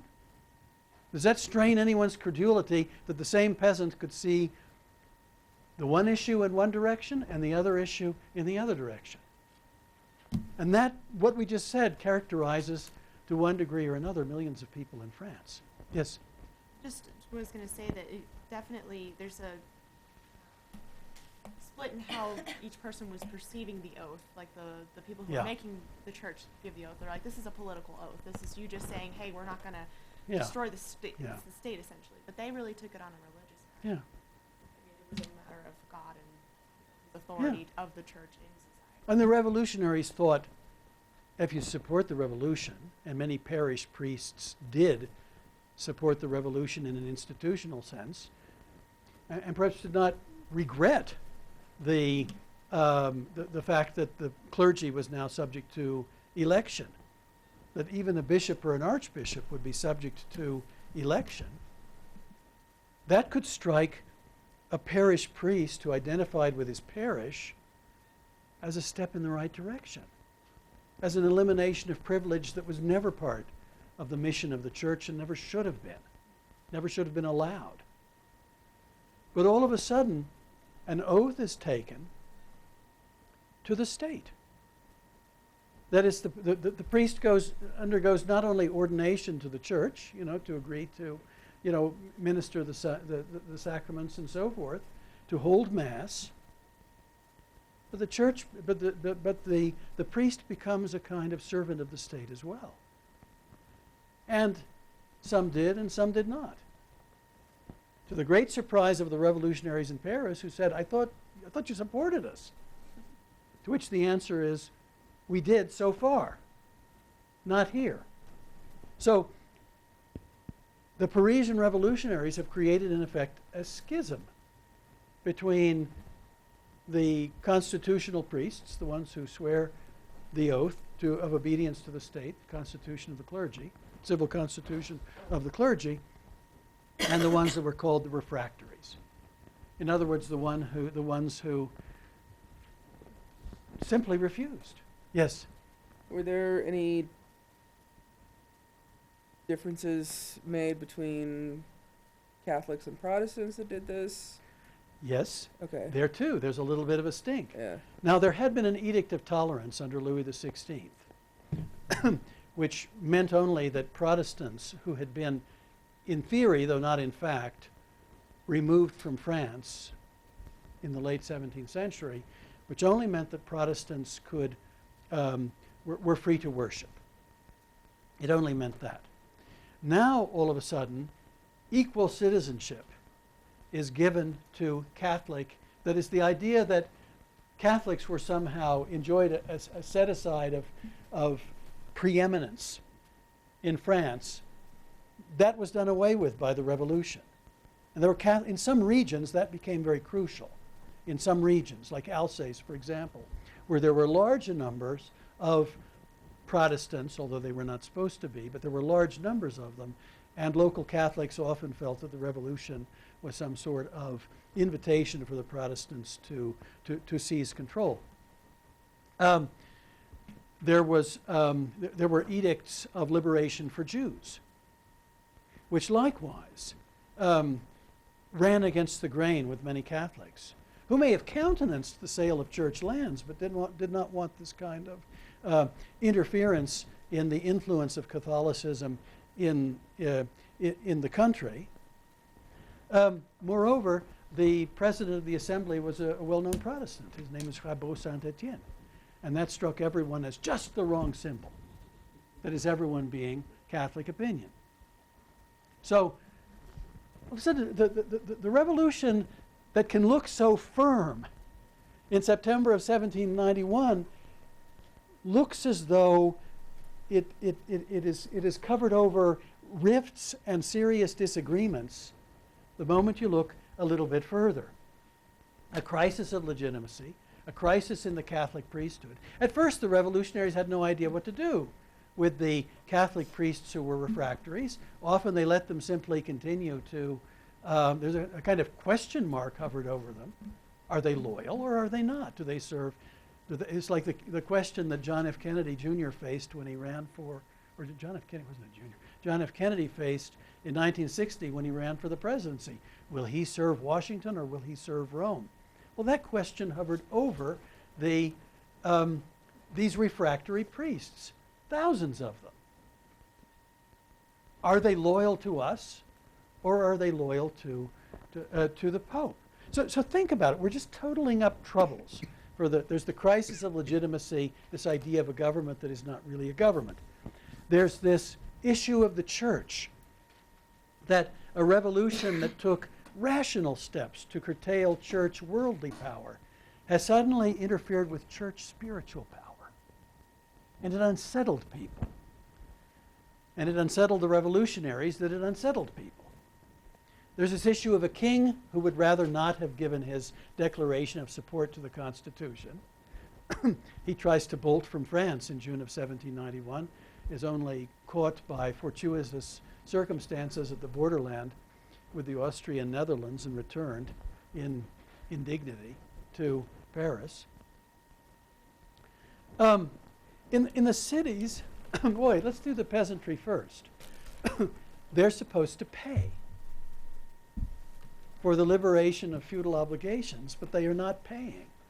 And the countryside is the scene of ongoing agitation between seigneurs who want some kind of payment compensation from their peasants, and peasants who refuse to give it, and peasants who are poaching on seigneurial lands, or the lands of these noble families, or peasants who are cutting down trees on state lands where they should not be cutting down trees according to the law. And the peasantry is in a kind of turmoil. The peasantry is, the peasantry also, it seems as though they've taken their advantage from the French Revolution but cannot be counted upon for support. And then we come to the cities, and to a city like Paris. And this force that suddenly stepped behind the assembly in July of 1789 has a mind of its own. There are, your author uses the term parallel powers, meant to indicate that the assembly faced a kind of challenge, a subtle challenge on the part of other groups in French cities.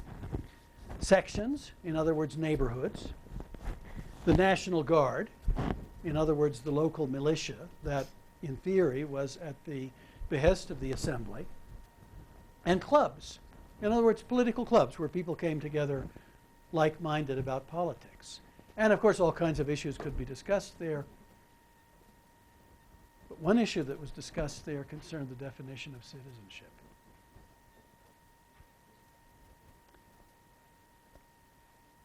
Or, shall I say, the rights of citizenship, because everyone in France was a citizen. But let's take elections. Election time, who could vote? According to the Constitution of 1791. Pardon? Was it those who had land or had a high enough income? High enough income, paid enough taxes through the ownership of land or some other form of property. You see, the French Constitution of 1791, we've said so far that the Third Estate tended to be dominated by men of education and a degree of wealth, right? Well, that domination lasted through the Constituent Assembly, of course, and they created a France in their own image. And they established a difference between what they called active and passive citizenship. A passive citizen is someone who enjoys all the rights of citizenship, right of assembly, right of free speech, right, freedom of religion, every right of citizenship minus one. And what is that right of citizen? What is that right that does not exist for the woman at all, or for the man who does not reach the threshold of taxation? What is that right? The right to vote. The right to vote, which seemed like the most obvious thing in the world to most of the men of the Legislative Assembly. Why should poor people have a right to vote? They lack the education to understand issues. They lack the degree of wealth to have what was regarded as a stake in government. Of course, they should not vote. But those who were denied the right to vote disagreed. And that's the spirit that ran through what your author calls these parallel powers. In a city like Paris, the sectional or neighborhood associations became centers of democracy, democratic agitation, which in this context means one man, one vote. We will speak about universal male suffrage, speak about the restriction of women as we move along this semester. But for the most part, democracy meant here men should vote. There should be no distinction as far as men go between active and passive citizenship. Everyone should be an active citizen. And that ran through the sentiment ran through the National Guard and ran through also the various patriotic clubs. The poor man should vote as well as the rich. Why the distinction? So, the situation in September of 1792 is fraught with conflict and tension of the types that we've identified. A king who does not want to be a constitutional king, a nobility that is clamoring for counter-revolution and organizing counter-revolution, a peasantry that is in ongoing turmoil because it wants more and more and more of the resources on the land, as against lords, against their former lords who want to block them. In the cities, all of this democratic agitation, a lot of upset around the Catholic Church because of this schism within the French clergy, and also a crisis of legitimacy. So think of France in September of 1791 as a France that is on the edge at the moment when it seems to have regained its stability. You notice with your author Tackett that he has a way of inserting at the beginning of a chapter or the end of a chapter or the end of a section in the chapter or the beginning, a little bit of a description that sums up where we are now in his narrative. It's a feature of Tackett that I think you can count upon, that every so often he takes a step back and says, look, I know I've given you, 4,000 names and 10,000 details, but let's think about this. Let's think about this for a moment. I find a passage like that on page 142. This gets to this issue of factions, such as you raised a moment ago, Amy. 142.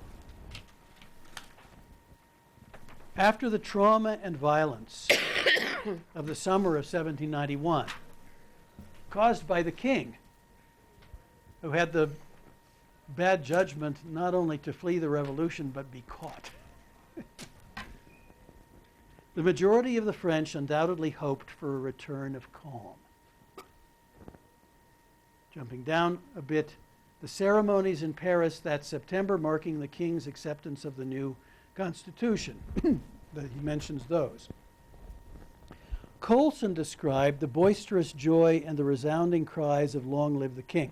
Now remember that that's one of the, I think, innovative features of this book, that your author has come across all of these, we mentioned them last week, these witnesses to the revolution who kept diaries or maintained correspondence with others and who left some kind of idea about how the revolution was affecting them and other ordinary people. Coulson was he was a real estate agent, in effect, for a noble family. He lived in Paris and had a good view of all these goings on without being much of a participant. All right, Coulson. Boisterous joy, long live the king, when Louis took his oath of allegiance before the assembly. All right? God's in his heaven, all's right with the world. That's the way Robert Browning, the later poet, would have described this. Guitard was dazzled by the festivities and nighttime illuminations. Right? The assembly has performed its task. France is on a new footing, a new France, a new society, a new man, to use the term of the day. Next sentence, when the deputies of the new Legislative Assembly arrived to take their seats on October the 1st, most believed that their assumption of power would mark the beginning of a stable, constitutional government. Last sentence of that paragraph, a representative from Clermont-Ferrand was equally hopeful that the advent of the Constitution would bring a reign of union and harmony among all citizens. Yet the Constitution in question would survive scarcely 10 months before a second and far bloodier revolution would bring down the regime and set France on a radical course toward the creation of a republic. From what we said a few moments ago about these factors of instability, put in your own words now. Tell me why you think the revolution did not just come to a close in September 1791, as so many people hoped it would. What happened? What would you say? Austin, what would you say? It just seems to me that they were so focused on making sure that the king was obeying what they really wanted that they weren't necessarily looking at what the majority of the population wanted. They made the Constitution to appease them, but they were overlooking a lot of the major problems that were going to turn around and bite them Okay. here in 10 months. Okay. Okay. That's a good point. I mean, everywhere you see millions of people with interests that are not even addressed in this Constitution. Robert. The loss of trust in the people who are now being granted these powers to set what the people want, who have a voice for the people, are not actually carrying through or following through with what they say that they will do. Okay. And then you have the king who says, hey, this sounds great, let's do it, and then he tries to leave. That's a direct face against what the people were hoping for. The king is the great betrayer of the day, but from all of those other problems, and so what would you identify from those other problems of society? The peasantry, the parallel powers, the priesthood. What would you identify as the one that impressed you the most, Robert? I think probably the clergy, in a sense. Religion is very important to the people at the time. It's the saving of the soul, and to have this as well, again, a loss of trust to see what are we going to do with the church now. It's splitting up, or it's doing something it shouldn't be. It's being revealed as something that it shouldn't be to the people. Then they kind of lose this assurity, not only in themselves, but in their future lives and the people around them and the people who tell them what they should and shouldn't do.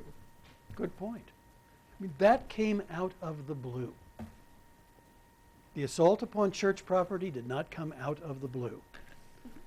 But the assault on the priesthood as the bearers of this spiritual authority, this spiritual mission, that came out of the blue.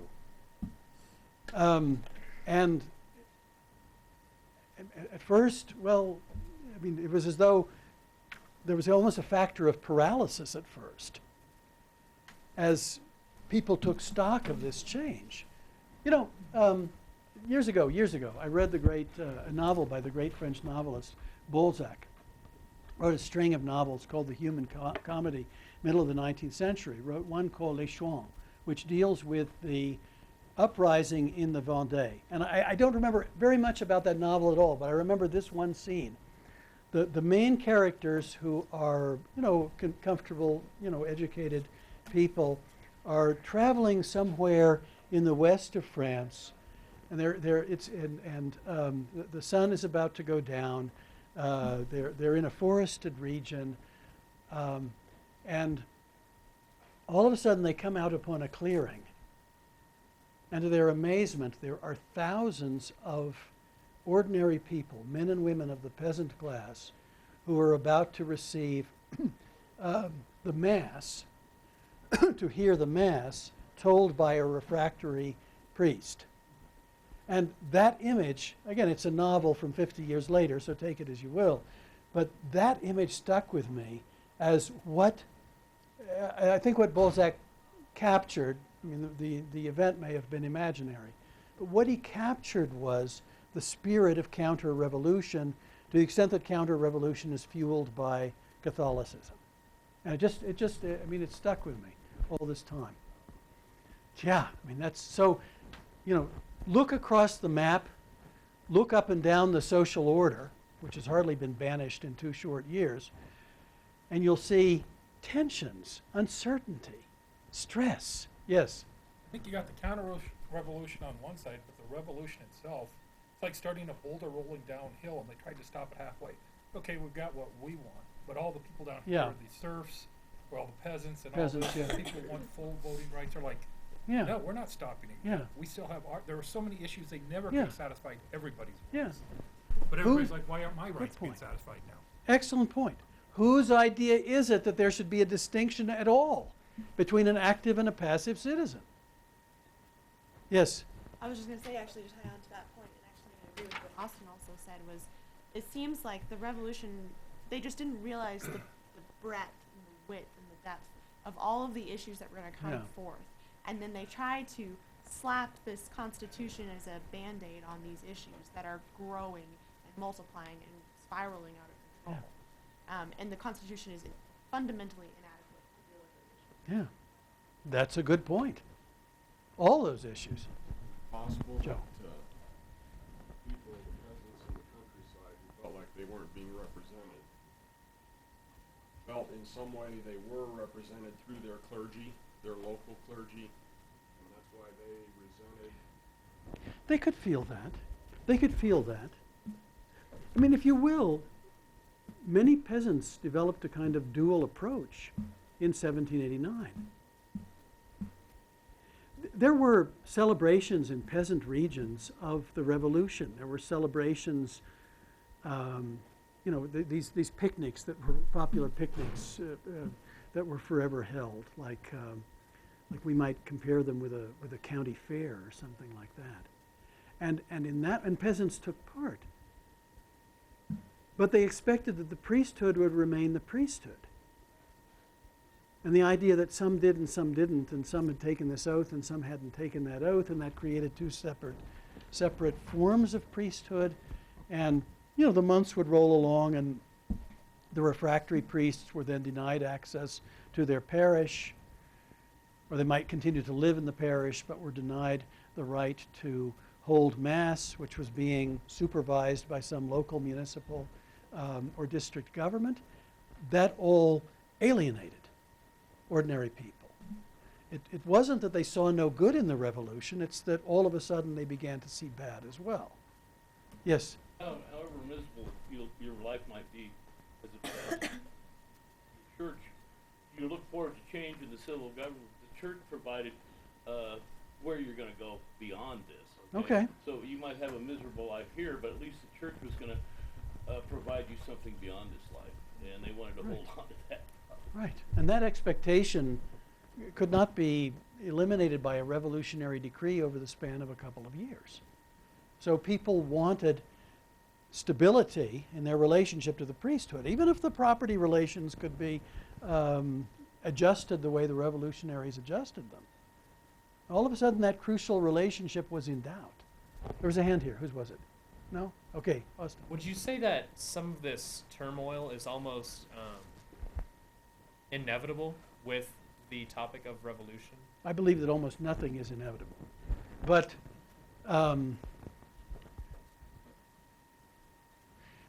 one could set up a counterfactual and say, what if the revolutionaries in 1790 had imagined what was conceivable for them to imagine, namely that the civil constitution of the clergy was a step too far? I guess I'm just thinking about it. When ideas are put forward, no matter what the idea is, and especially in this context, when they set up those lists of grievances, you don't necessarily always know how far that's going to go. Right. And the king had no idea. Yeah, and I believe that the people even putting it forward, I guess they wanted it to be fixed and they wanted things to happen, but it also just set forth this idea that, oh my God, we're actually changing this set in stone hierarchy, and I think that that's just really hard to stop. Like he said with the rolling boulder, it's just the idea is set, and it's going to take a long time for people to really realize that we need to stop. That's a good point. The peasantry has its own idea about control of resources. And they don't want blocks put on them.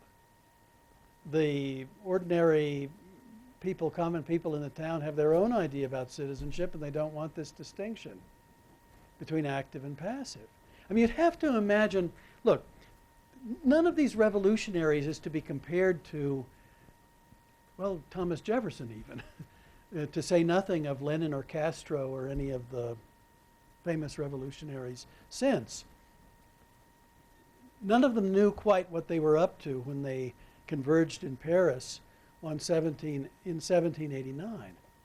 And it's quite clear that they could not foresee the way in which their steps would affect the country at large. It's quite clear that. Now, let me be quick to say, if you slammed me up against the wall and said, you've got to answer this question, yes or no, was this revolution a popular revolution in 1791? I would say, well, yes. Of course it was a popular revolution in 1791. There was so much about it that was popular. How can we ignore that? One of the problems in the old regime is that the ordinary peasant had so little recourse to justice. Now, there was an elected justice of the peace in 40,000 municipalities. That was regarded as an advance.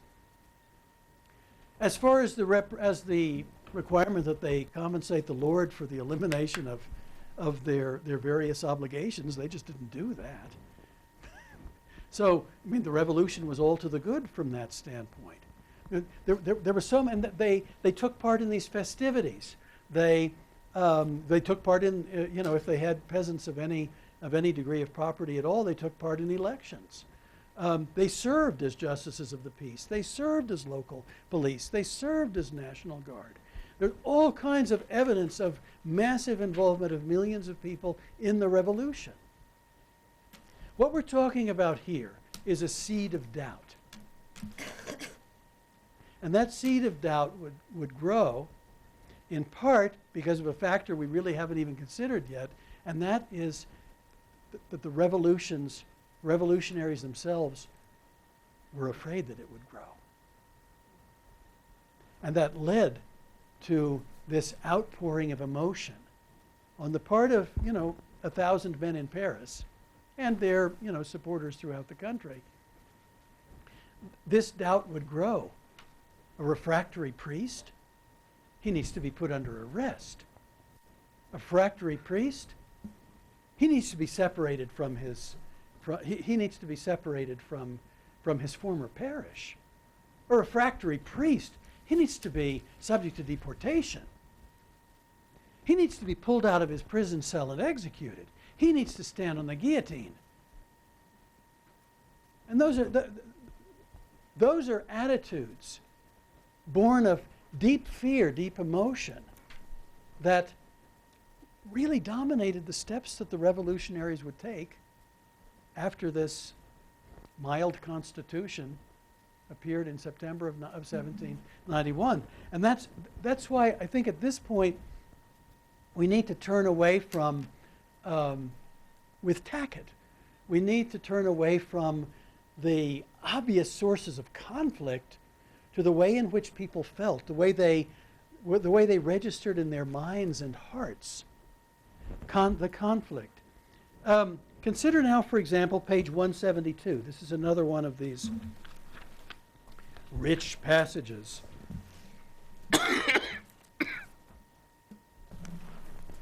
172, again the beginning of a chapter.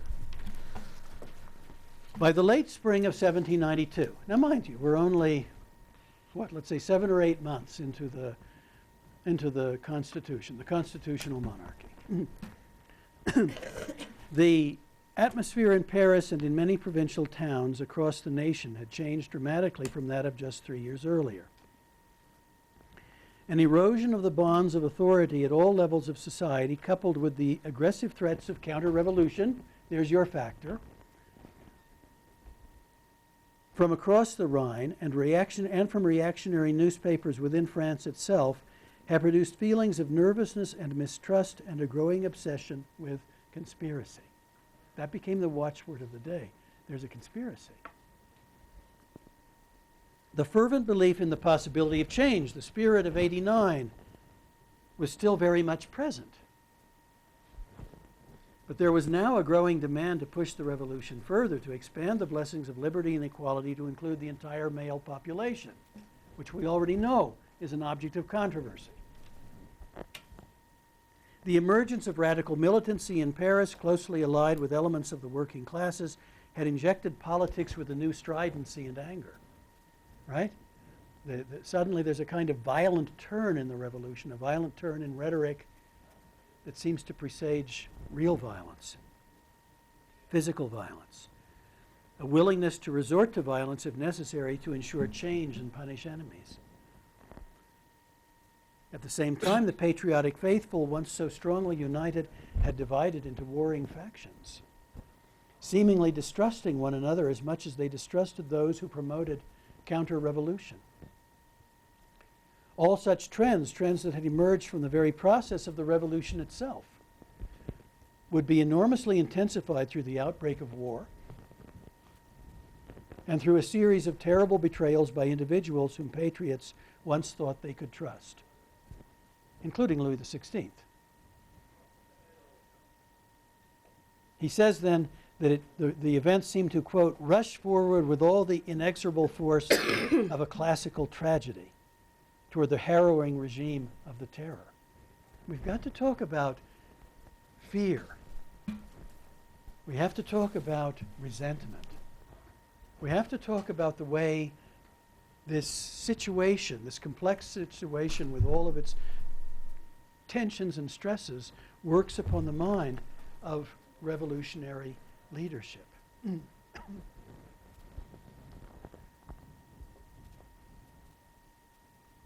The way you used to teach the French Revolution of about this period is you kind of divided it down into positions.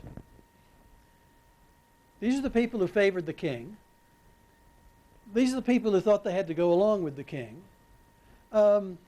These are the people who didn't want to go along with the king but thought there ought to be another king. These are the people who didn't want a king at all and had come over to the idea of a republic. And the fact that things turned violent, well, they believed what they believed strongly. Next point. That's the way the whole thing used to be dealt out. Or a variant of that was, these are the people who hated the working classes and were afraid of them and wanted to keep them out of power. These are the people who wanted to keep them out of power, who wanted to pretend that they wanted to put them in power. These are the people who wanted to put them in power. And the whole thing turned violent because the people believed these various things with tremendous fervor, and people who believe things fervently turn violent. We all know that. Next point. Well, I think your author points out that it's a lot more difficult than that. For one thing, the people who end up in these factions are not necessarily identifiably against each other on major issues. And they're all revolutionaries. Look at the Marquis de Lafayette, who is a hero in 1789, a revolutionary general by 1792, who then becomes so associated with the group called the Feuillants that he has completely antagonized the Jacobins and the working masses in Paris. But he's still a revolutionary, so much so that when there's a plot to spirit the king and the queen and the royal family out of Paris to put them in the safety of Germany, the queen drags her heels because she can't stand him. He is, after all, a revolutionary. Right? So you can easily look at these groups and subgroups and imagine that there were strong divides of opinion when it seems as though it's more there are personal divisions. Personal divisions.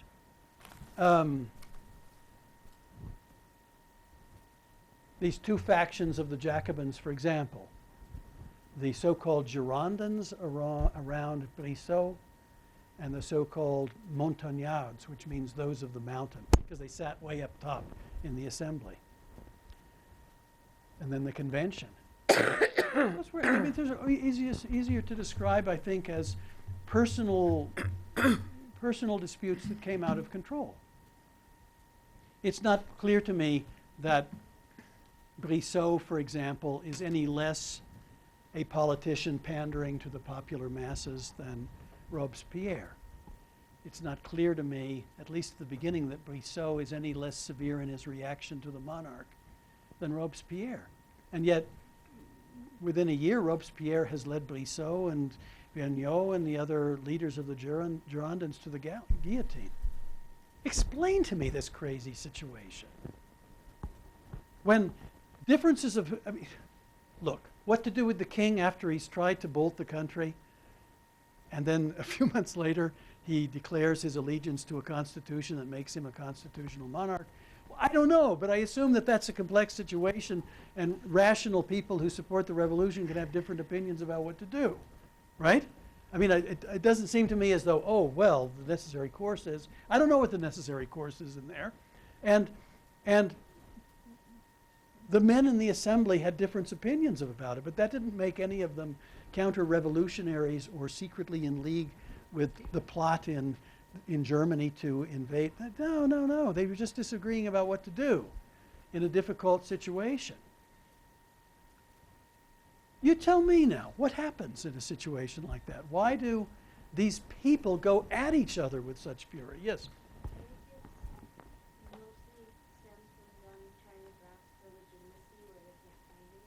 Okay.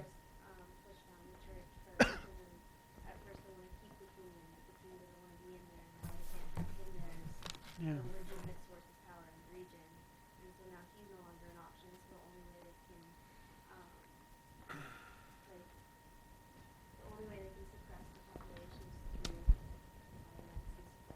Okay. What happens if the way you want to establish legitimacy for yourself is the way that Robespierre picks? The radical Jacobins, which is to embrace the people, to be the embodiment of these parallel powers, the darling of the sections, the head of the radical club, the favorite of the National Guard. That was Robespierre. Far be it from me to say that he was insincere. How do I know if he's sincere? But that became his consistent position.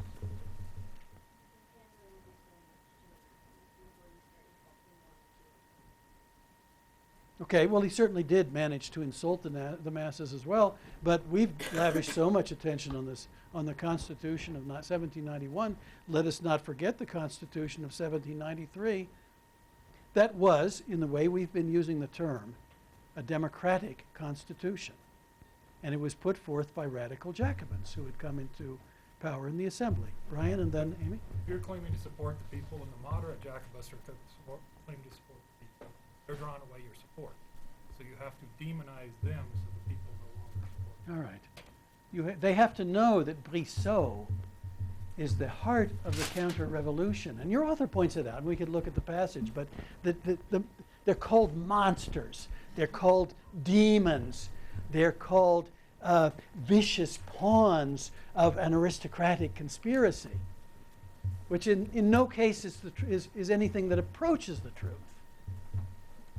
But it's a way of creating distance one faction to another in this effort to establish legitimacy through the appeal to wider groups who seem to offer at least a passing legitimacy. Yes? Actually, that was actually the point I was going to make, and the point that the author makes, Hackett makes very well, is that, slow devolution from, okay, we disagree about this, to saying what you are saying is evil, and denouncing, and the psychology of denouncing, and what that meant to the different factions, and how that would be played upon the people's emotions. Yeah.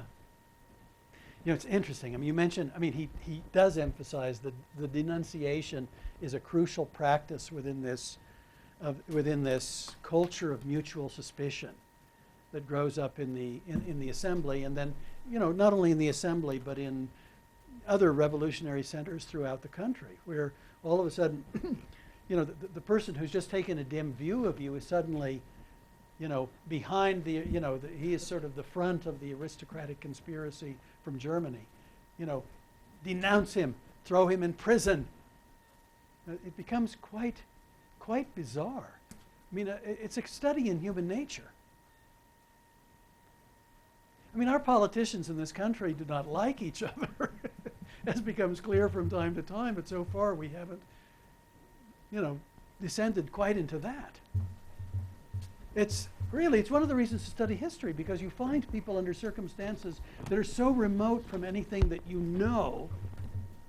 that it's as though there's a kind of ability to inspect human nature under circumstances that are far from your own. It really is quite bizarre. I mean, obviously, Robespierre, say what you will in favor or against him, he was obviously a paranoid of the first order. Brissot would bait him and he would respond. Brissot would bait him and he would respond. And that was Brissot's ticket to the guillotine by the end.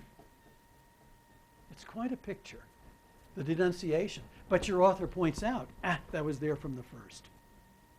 That's why you have to look at the whole revolution and not zero in on 1793, 1794 and make that your subject. From the very beginning, there was all of this euphoria and ecstasy about the new society, the new France, the new man, and the knowledge that there were powers that loom against us, powers in secret, and they need to be denounced. Now, they could mean only the local aristocrat in 1789, but by 1790 they could also mean the refractory priest, or they could mean a politician who stood by the king, a noble politician who stood by the king. Then all of a sudden, what that noble politician is not doing is it's not regarded as the exercise of free speech. It's regarded as an attempt to inflict a mortal wound upon the revolution itself. And of course, we want to stop that. Right? I mean, that becomes the spirit of the revolution. It's just that look how the culture has expanded by 1792 until really revolutionaries whose differences seem minuscule to the point of non-existence. Those revolutionaries hound each other and are willing to countenance the arrest and execution of each other. And that's quite a spectacle. That's quite a spectacle. I mean, Robespierre, by the end of 1793, clearly believes that any form of personal opposition to him is opposition to the revolution because he regards himself as the embodiment of the revolution. And he is the key figure, though not the only figure, who works the terror until politicians who believe that sooner or later the terror will be turned by him against them decide to subject him to the terror. Wait till you read McPhee about the way this all plays out in the countryside. Because, yeah, I mean, Robespierre is then demonized. Robespierre is demonized. But he points out that, well, in the first place, the terror was much larger than Robespierre, and that many of the people who demonized Robespierre just thought he was an errant individual and the revolution would go on its wanted course without the reign of terror, because he, after all, was the great terrorist and he'd been killed. And that's just not the case. That's not what happened. So it's all quite fascinating. Robespierre's position in it is fascinating to begin with. How about, you mentioned denunciation. How about rumor?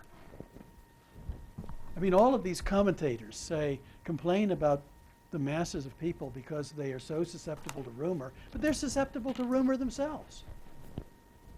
Right? The Austrians have invaded through the Netherlands.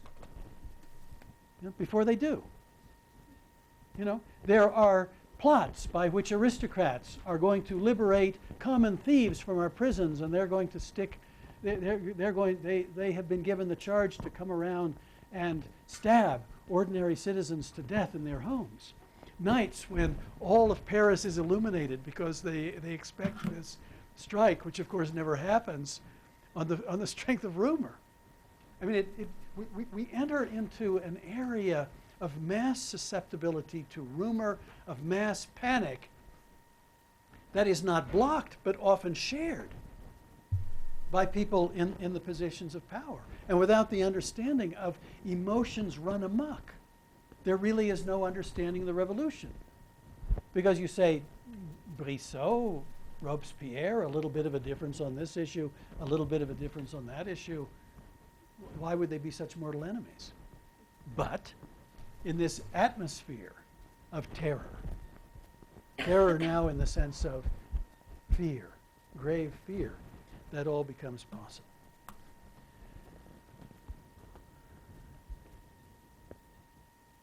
this is, of course, not the only time this semester we will cover this subject, but what do you make about the revolution now? What, as in this kind of first glimpse of it, what do you make of it? Rihanna, what do you think about the French Revolution? French Revolution Yeah, right now. Well, this is just all new information to me. All right. I mean, I always based everything off of that movie Marie Antoinette. Yeah, Have okay. you seen it? I love that movie. I don't think I've much. seen it. But from Tell what I me. understand, it's just everything was just so corrupt and just so messed up that it just something just was bound to happen. Okay. I mean, So this is, you mean the revolution was bound to happen, or the revolution was bound to move ahead to the terror? both. Both, okay. I mean, especially from what I understand, like the king and queen were not giving their people, their citizens, any food, and they were starving to death. Okay. So yeah, I would bound some violence was gonna happen. Yeah, there was the feeling that the king was a bad father to his country. Yeah, he was I've researched a lot about him, and he was a very interesting man. Like, he was very smart, and I heard he was very interested in locks. That was- Locks? Locks. Like, he was really interested in different types of locks. Oh, and locks. keys. Yeah. I see. I thought of salmon. No. All Yeah. right. Okay, locks and bagels, you know. It all comes back to food. Okay. Yeah. But you know, one of the things that Tackett gets across is I always thought of him as kind of a weak-willed man who sort of picked up wrong advice and drifted into situations that, drifted into errors that, you know, put him at cross purposes with the revolution.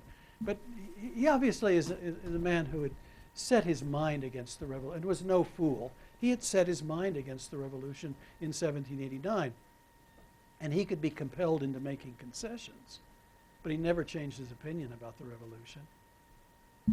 He believed in the divine right of kings, who are, you know, who are these rabble who want to force me to declare allegiance to a constitution.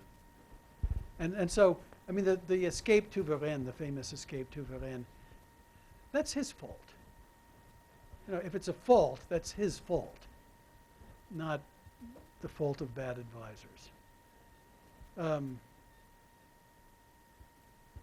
What do you think about all this, Danielle, the revolution, as you hear at first glance? I was kind of basing my opinion off of the movie Yes, too. yes, Yeah. I'm not the only one. Okay. I didn't realize that it was more complex. That you can't just start with like the Great Escape. That's what Yeah. I knew about it. But it's way back in what, 89. Mm-hmm. Yeah, yeah. Yeah, it is nothing if not complex, because it has to be understood on so many levels.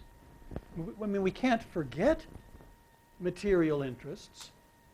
I mean, one of the things that Robespierre managed to do when he was in the convention in 1793, he organized, in effect, confiscation of food from the Paris basin, confiscation of grain, to be sold at fixed prices for the people of Paris. And that was a very popular move. And if you will, it was kind of an anticipation of the welfare state, such as historians would say came into existence only much later. But it certainly made Robespierre popular at the time. The Constitution of one man, one vote made Robespierre popular at the time. Yes? Also, when the king gave up his power the first time and agreed to the constitutional monarchy, did the people think that, oh, well, now since the king gave up that much, let's see what else we can get from him and see if we can just take him over once and for Well, all? I think there was a feeling that enough. You know, as far as politics and government go, and the organization of all of that, enough. I mean, these great revolutionaries, these great radicals of 2 years down the line, they were all behind the king at that moment. Robespierre, Danton, Brissot, all of the leaders of the Jacobin movement or of these more radical clubs, Marat, Desmoulins, all of them were monarchists today. We believe in the Constitution. It's just, you know, then the thing began to unravel. And I think we've seen also, we've already seen that. leading Girondins would, for example, enter into private correspondence with the king to try to block the most radical steps of the assembly of that day. That correspondence would then be found and publicized, and that worked to their disadvantage. But it's not clear that they did anything untoward, or that that was in some way treasonous, but they were regarded that way. Yeah. You were a revolutionary who participated in this process for a couple of years, and another revolutionary questioned your loyalty to the revolution, and the only thing that could happen is confrontation. Right. The only Right. thing to renew your integrity is to confront that individual. You're right. You're right. And there would be complaints on the part of the people who had been accused that there is too much of this. There's too much of this denunciation. But they themselves were part of the same culture. They had denounced someone else. Yes. You know, as I continue to read and listen, you know, it's the thing that strikes me most about the French Revolution is how the American Revolution did not blow up in our faces, like, and how easy Yes. it could have been, and how many Sure. factors that, you know, really, you know, the variables involved, Yeah. you know, and there are lots of people that equate, you know, the American Revolution to the French Revolution, although they have very little to do with each other, you know, but yeah, I mean, it's insane to me that, you know, that our situation evolved, you know, so drastically different. Consider the issue of slavery. I mean, I'm not an expert in the history of the American Revolution, but slavery had the potential to explode. But it did not, because those at the Constitutional Convention were, for the most part, not abolitionists. But we haven't even spoken about slavery today. We will. But the colonies were in revolt. There were slave rebellions in places like Saint-Domingue, and what would become Haiti.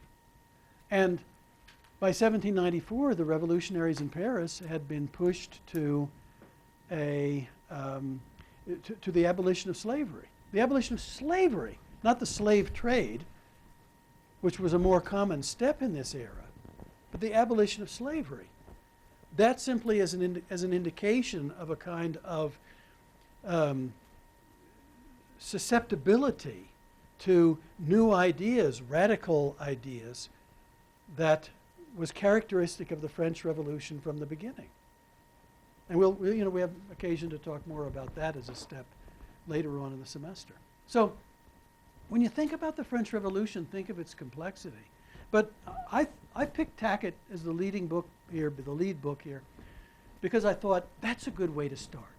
Because you could look at the revolution and think, well, there are these different interests. Some of these interests are material interests, some of these are more in the domain of ideology, but the revolution worked out as a kind of logical, in retrospect, a sort of logical effect of the bouncing off one another of these various interests. And that's how we got to 1793, 1794. It can all be put in our pocket in that way. And I would say no. Because there is all of this passion which takes the revolution out of the realm of rational calculation and into the realm of bitter personal dispute, reaction, counter-reaction. Can't be understood without that dimension to it. Okay. Well, your reading assignment for next week is a little bit shorter than your reading assignment was for this week, though not that much still. Evidence of some kindness in the syllabus. And I think it's next week when I need to supply you your prompts for get that wheel moving, okay, for the paper that's coming. So, listen, I will be out of town beginning on Friday, and not in very much email contact.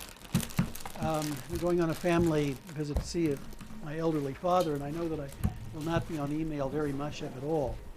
So if you, well, I'll be back Monday, but if you absolutely need to get in touch with me, use the phone number that's on the syllabus. Okay. Well, you had a fun word. Thank you. Rural Oklahoma.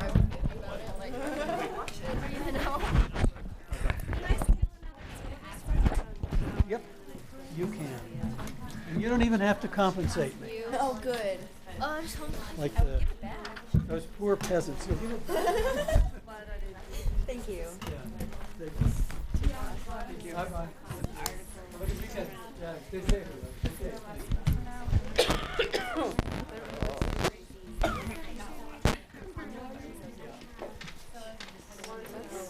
Okay. Yeah. Tell me how it can help. I would have graduated this fall.